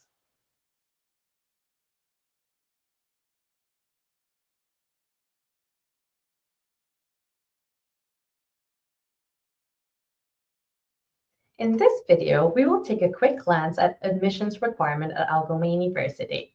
Let's start with our bachelor's degrees. Applicants require a 75% average in their qualifying studies to be admissible to our Bachelor of Science in Biology program, while the admission requirement for Business Administration, Psychology, and Bachelor of Social Work is 70%. The requirement for Computer Science and Bachelor of Arts programs is 65%. Moving on to our master's programs, the admissions requirement for the Master of Computer Science is a 4-year bachelor's degree in computer science, information technology, or a related area with a minimum of 75% or a B+ average in the last 2 years of studies. For the Master of Science in Business Analytics, applicants are required to have a 4-year bachelor's degree in any field of mathematics, science, computer science, engineering, economics, business, or related fields with a good quantitative record from an accredited university. The average requirement is a B average with a minimum of a B+ average for quantitative courses. For the Master of Global Business and Economy, we accept bachelor's degrees in any field of study with a minimum of 75% or a B+ average in the last 2 years of full-time studies. And finally, the Master of Science in Biology, students are admissible to this program with a Bachelor's of Science degree in any field of life sciences with a minimum of 75% or B+ average in the last 2 years of study. Our final set of admissions requirements, the admissions requirements for our graduate certificate programs. The average requirements for the environmental science graduate certificate is 80%, while all other programs require a 60% average. On this slide, I have listed the academic prerequisites for our bachelor's programs. For a Bachelor of Business Administration, you require 1 high school math course. For Bachelor of Science, Biology, and Environmental Science, 1 math course and 2 science courses. For Bachelor of Science in Psychology, you're only required to have 2 science courses.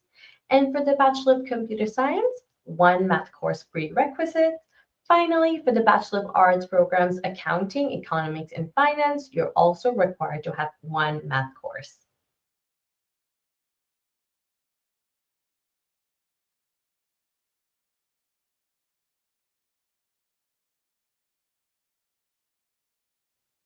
We're now approaching the most exciting part of this video, scholarships and bursaries. Algoma University was ranked first nationwide for the availability and generosity of scholarships and bursaries. More money has been allocated towards scholarships this year. We offer 4 entrance scholarships to our undergraduate students ranging from $500 to $5,000. What is really attractive about our $5,000 scholarship is that it can be renewed every year. The scholarships are based on academic merit and most recent academic history. Students also receive a 3,000 Canadian dollar bursary towards our graduate certificate programs per year. I mentioned earlier that our computer science programs are popular among students. What makes them even more popular is that the Computer Science Award. Starting September 2024, international students entering into degrees in computer science will be considered for a Computer Science Award of up to 2,500 Canadian dollars a year. For 3-year degrees, students will receive an award of up to 7,500 Canadian dollars, and for a 4-year degree, the award amount is 10,000 Canadian dollars.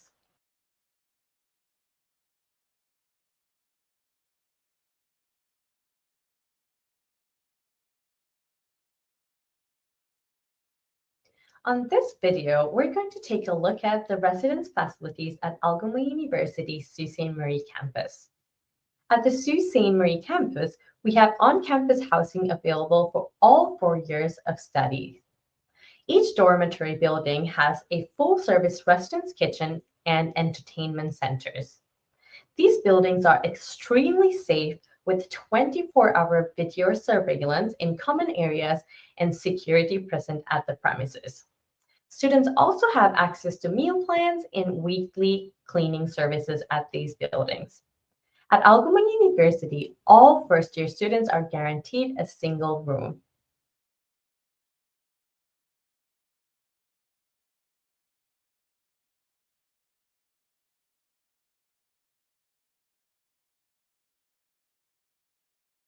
Role in interactive learning. At Algoma University, we offer experiential learning opportunities for every degree program, be it a co-op position, internship, or a placement. Degrees like social work have mandatory placements where students will gain 700+ hours of experience in placement. We also offer research opportunities to our undergraduate students. Faculty at Algoma University hire students every summer to conduct valuable research and help within their field of study.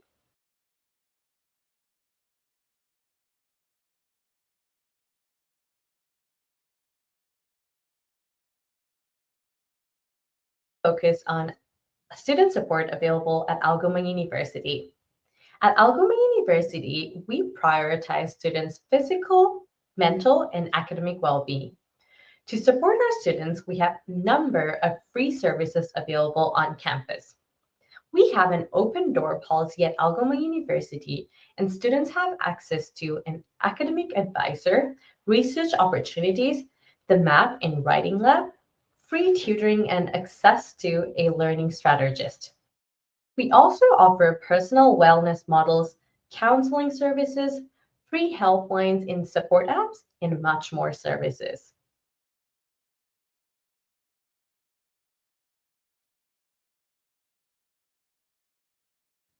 On this video, we have a list of important dates for the 2025 fall intake. This information is constantly changing and may be outdated at the time of your training. So please always refer to our website for more accurate information. For international students applying from overseas, the last day to apply is June 20th, and the last day to pay their tuition deposit is July 4th. And for onshore international students, the application deadline for you is August 14th, and the payment deadline is August 15th. Classes for this semester start on September 3rd.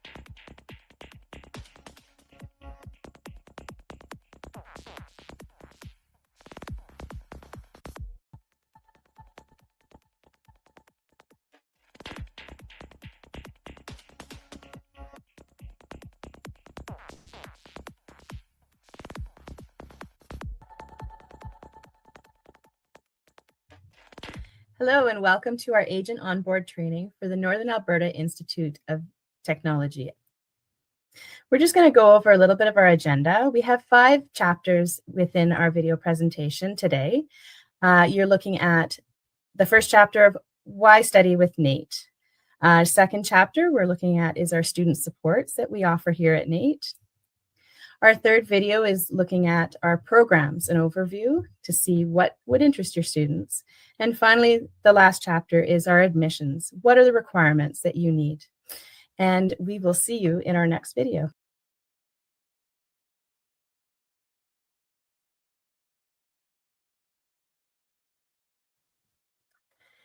In this video, we're going to be discussing the many benefits as to why studying in Canada is beneficial for your students. Canada currently is ranked number 4th in the OECD Better Life Index, which means it's based on a weighted average of 11 topics of housing, income, jobs, community, education, environment, civic engagement, health, life satisfaction, safety, and work-life balance, which are identified as essential for this ranking in the areas of material living conditions and the quality of life. Canada is also targeting about 485 landed immigrants in 2024, and we are, in the last 3 years, more than 300,000 international students were actually able to transition to the permanent residency status, which is showing that Canada recognizes that our international students make excellent candidates for this permanent residency program. We'll see you in the next video.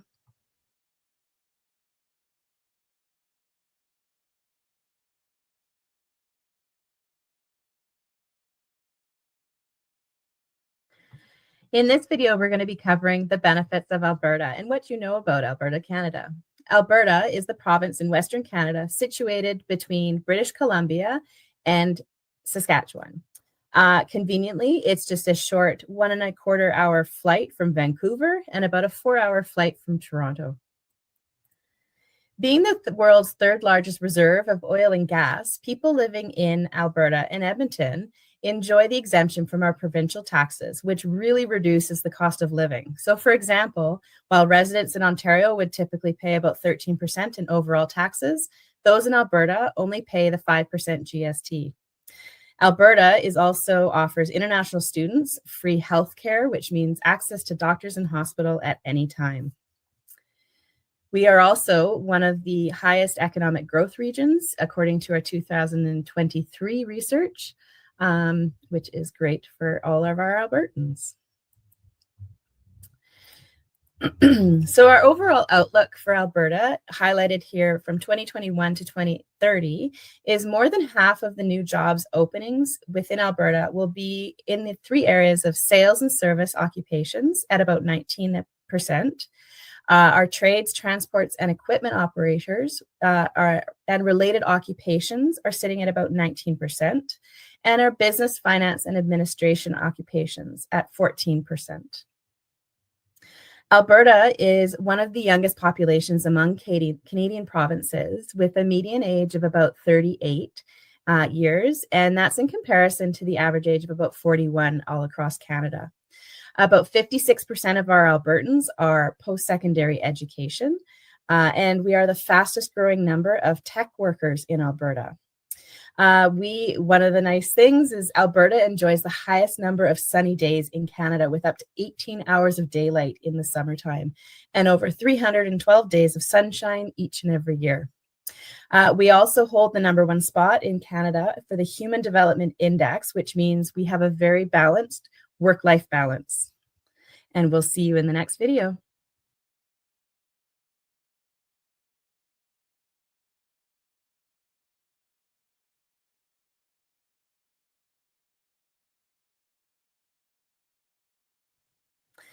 In this slide, we're going to learn a little more about Edmonton. Edmonton is the capital city of Alberta. It is also a business and political high-tech hub within Alberta. It has strong value of entrepreneurship, and there's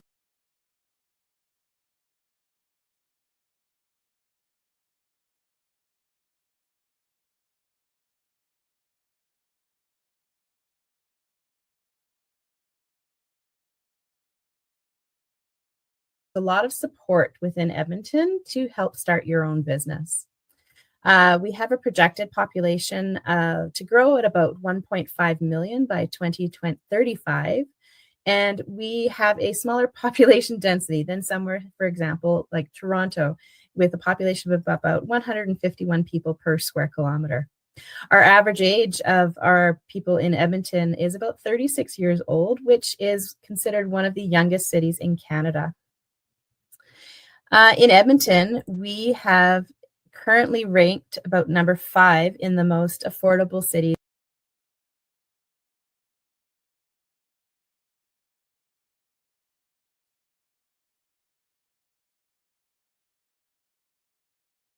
in Canada in 2024. And with our living costs about 33% less in Toronto, that contributes to our lower living costs. So for example, with an average family income of about $112,000, which is compared to the Alberta mean of about $96,000, a one-bedroom apartment in Edmonton will average you about $1,500 a month, whereas that same size one-bedroom apartment in Toronto averages about $2,400 a month. Edmonton also holds the 3rd highest retention rate in the country for our international students, which makes it an ideal destination for students planning to immigrate post-graduation. We enjoy 4 distinct seasons here in Edmonton during the year, with an average summer temperature around 21 degrees Celsius. And in the wintertime, we have about an average temperature of about -15 degrees Celsius. We have many attractions within our Edmonton region. The biggest one is our North Saskatchewan River Valley that is about 22 times larger than New York City's Central Park. And at any given time, you can be going amongst one of our many trails within Edmonton and not even realize you're within an urban city. We also hold the largest indoor mall in North America, West Edmonton Mall, and that includes a hotel, skating rink, aquarium, casino, and so much more. We'll see you in the next slide.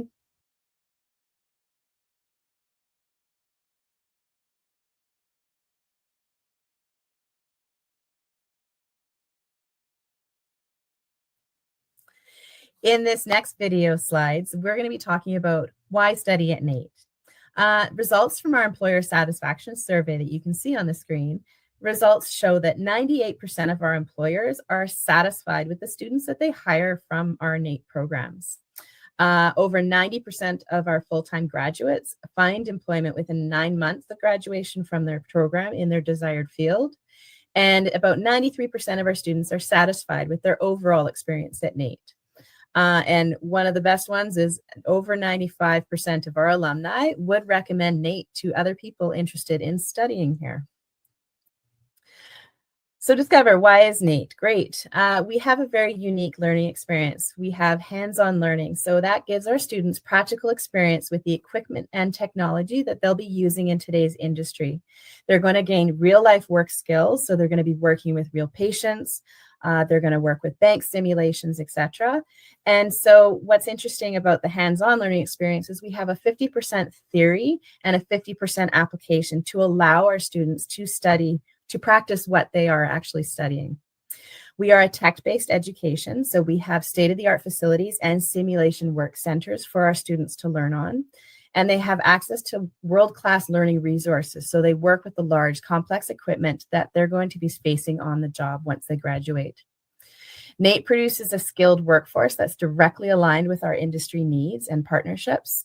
And with this industry partnership, our programs are developed by their input, with their input.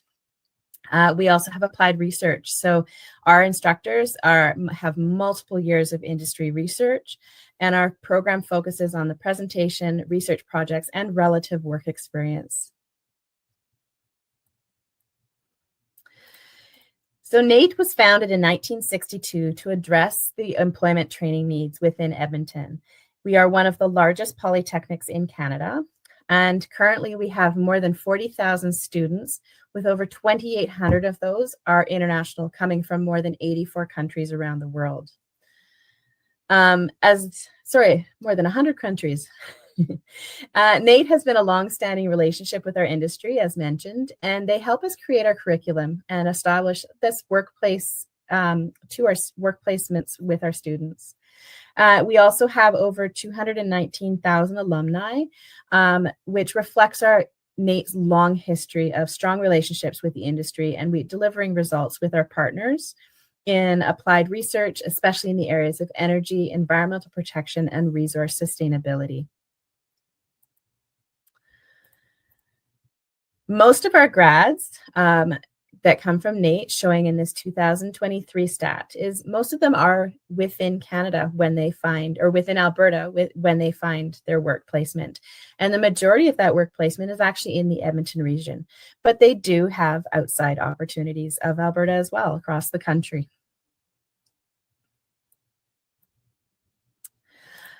We are very easily accessible throughout the city. We are connected by a train and bus routes from campus to our downtown core, and our student fees actually include a discounted transit pass, so our students have access to these passes. NAIT also recently inaugurated a brand new train station that is conveniently located within walking distance of our main building.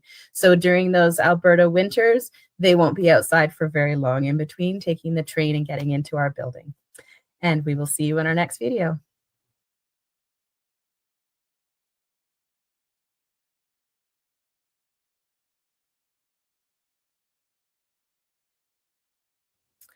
Within Edmonton, there are many housing opportunities that are available to our international students. We currently have a partnership with Horizon Residence and Mainstay, which is a company that finds housing for our students. We've partnered with them, and more information and more detail about those apartments and housing can be found on our NAIT website.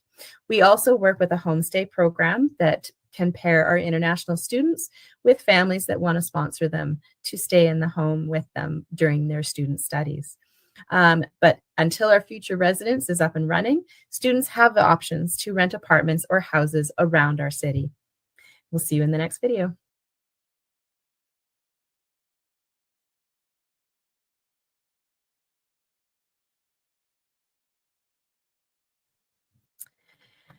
We have an international and intercultural community center within their NAIT campuses. And what this does is it has an area for our international students to come and find support within our campus. We have a team of immigration licensed advisors on campus, so our students don't have to go off-site to find information about study permit extensions or visas or any of that. We also have an international student peer mentor program, which pairs our current international students with some newcomers that come to Alberta and to our school. It just helps our students settle into the routine of everyday school life within our community. We also hold newcomer booster programs, academic support, and counseling for our international students at any given time. This is a great opportunity and a great area for all our international students to come together and meet each other from all different countries. See you in the next video.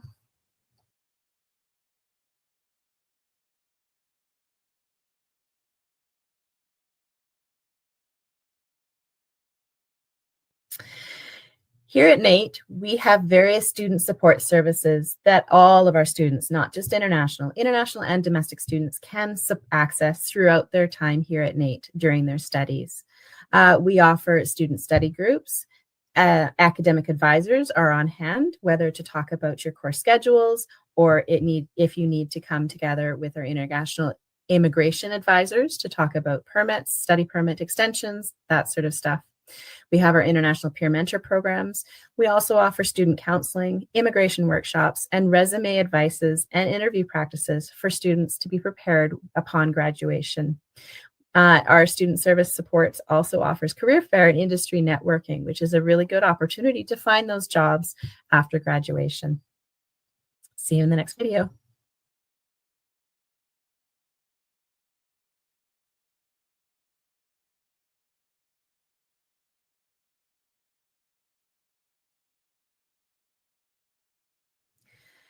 Our scholarships and bursaries are a good topic for all of our students here at NAIT.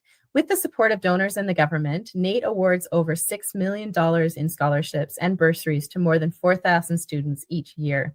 We have entrance awards that are available to all of our new students within the first 4 to 5 months that a term intake has opened for applications.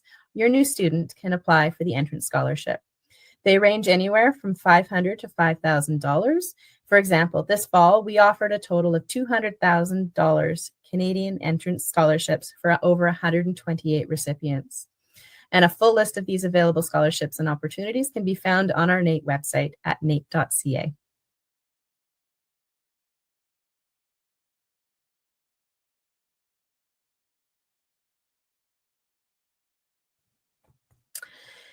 NAIT's credit programs are organized by 7 schools that focus on specific industry sectors within our Alberta economy. Each school is uniquely equipped with facilities, equipment, and curriculum designed to benefit the needs of their students. We also offer English as a second language and academic upgrading through our continuing education. Here at NAIT, our curriculum covers over 100 programs that are available to our international students, so there's lots of options for your students. The J.R. Shaw School of Business is one of the largest schools in Western Canada. Business is the common thread within every industry, and graduates from these programs leave NAIT ready to make an impact within the industry. Newly, we offered bachelor degrees in business administration and technology. So your students will build the skills and knowledge for a successful business career with the NAIT's Bachelor of Business Administration degree.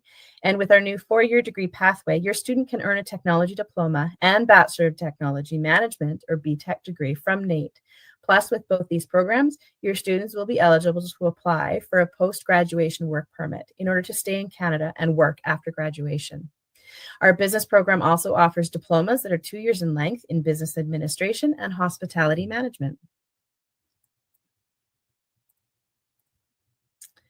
The School of Construction and Building Science offers comprehensive and industry-aligned programs that prepare our students for successful careers within the construction industry.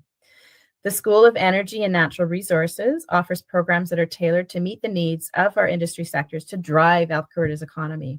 You'll see our graduates working in numerous infrastructure, buildings, and technology and engineering programs all across Alberta and Canada.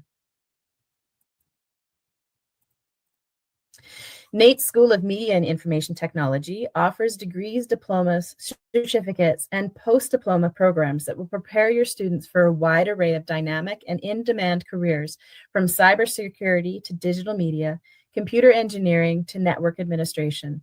They can explore comprehensive programs designed to equip them with the skills needed in today's fast-paced technology world. The School of Manufacturing and Automation offers a diverse array of diploma and apprenticeship programs for our students that are tailored to meet the demands of Canada's manufacturing and automation sectors. A few of the featured programs in this school is Instrumentation Engineering Technology, Materials Engineering Technology, and the CNC Machinist Technician. Our School of Transportation will prepare students for a career in solving automated puzzles, repairing the world's largest machines, operating cranes that make our modern construction possible. The School of Health and Life Sciences has a rich tradition of educating allied healthcare professionals. These are very popular programs within our international students and very competitive. The challenge for our international students, we find, is that we have an online interview process for these programs. We do this in order to make sure that our students have very good understanding of English speaking and language skills to be successful in these programs.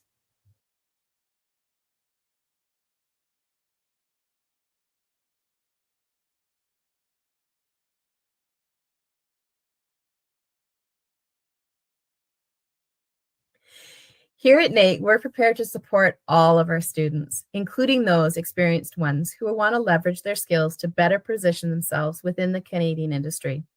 These certificates are valuable for professionals seeking to update their skills, pursue career advancement opportunities, or transition to new roles or industries.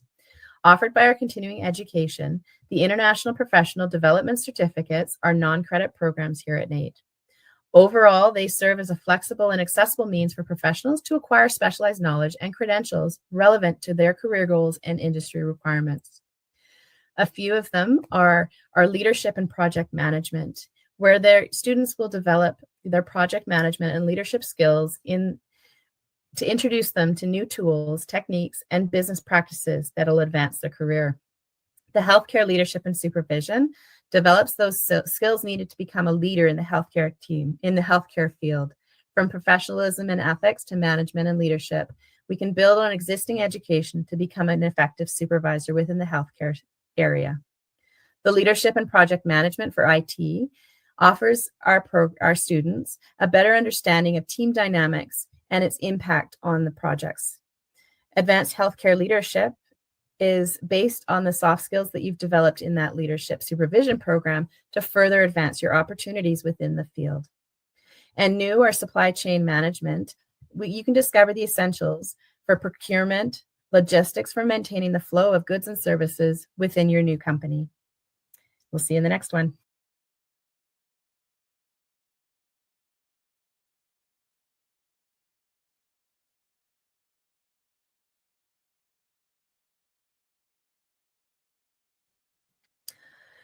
Your education here at NAIT can bring you so many other opportunities to further your education. For example, a pathway that you can see here is in your year one, your student can complete the Computer Network Administrative Certificate Program. Once they're completed that program, they can go into their U2 and continue on with, for example, Network Engineering Technology, the diploma program.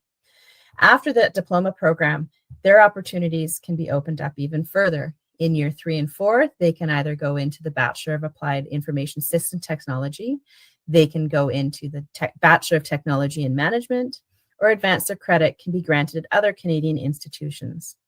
They can also go into other options, for example, cybersecurity, business intelligence and data engineering, and leadership for project management IT that are offered in our continuing education.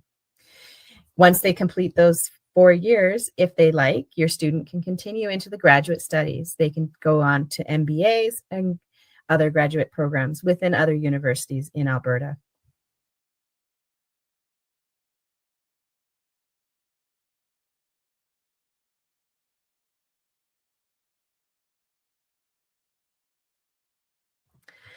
In these next series of videos, you're going to see the admission requirements for our programs. First up, each program page lists those requirements that are needed in order for your student to be accepted into the program of choice.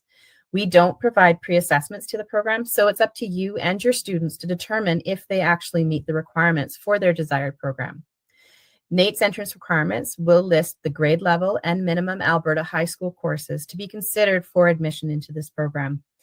Your NAET admission team will assess your transcripts for the equivalencies to these required courses once your student applies.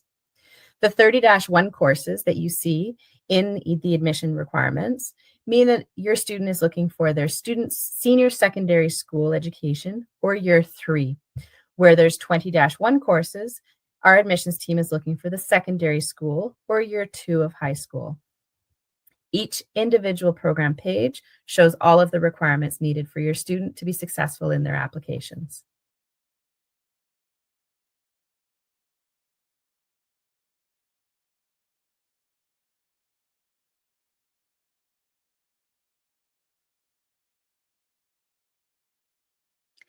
In this video, we're going to talk about the English language proficiency or ELP requirements that your student does need to meet in order to be admitted into our NAET programs.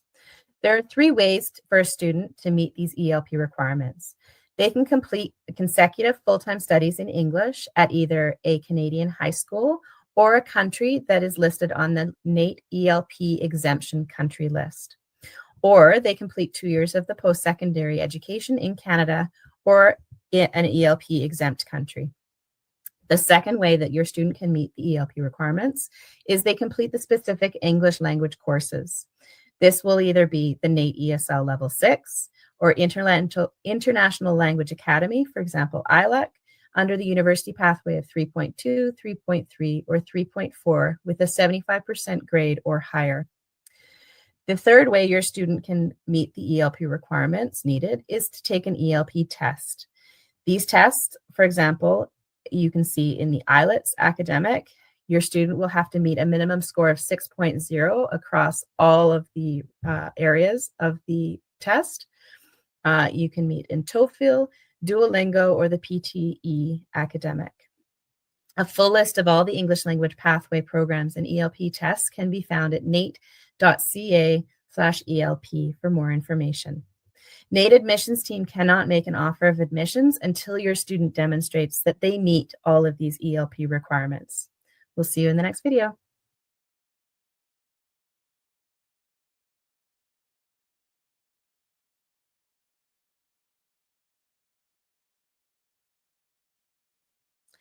In our continuing education area, we offer English as a second language to all of our international students. Should your students already have an ELP test scores valid within 2 years of taking that test score, they might be exempt from doing the placement test before registering for our ESL program. If your students are registering at the level of 5 or 6, they may also be eligible for conditional admission into our NAET credit programs.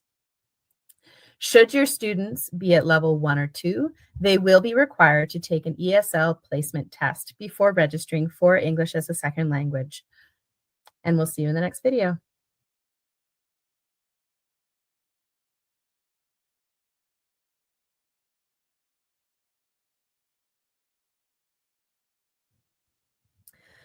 A post-graduation work permit, or PGWP, is an open work permit that gives eligible graduates permission to remain in Canada as a worker. Because a PGWP is an open work permit, holders may work for any employer and are allowed to change employers.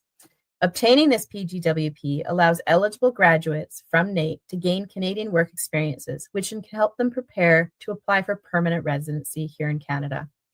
Our NAET certificate, diploma, and degree programs that are at least 8 months in length may qualify eligible graduates for a PGWP. We have a full list on our NAET website of all of the eligible programs that your student can take here at NAET. See you in the next video.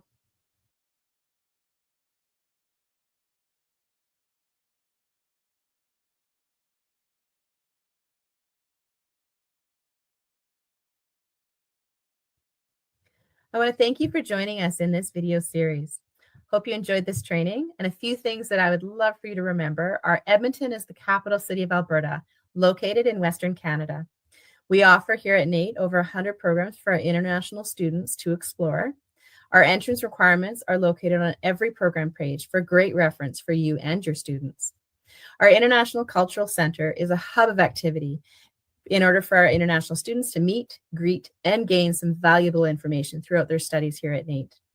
We love to support our students, and even though we don't offer housing on campus just yet, we do have partnerships with companies to help our students find a place to live within the community. Thank you again, and please look for our knowledge check at the end of our video.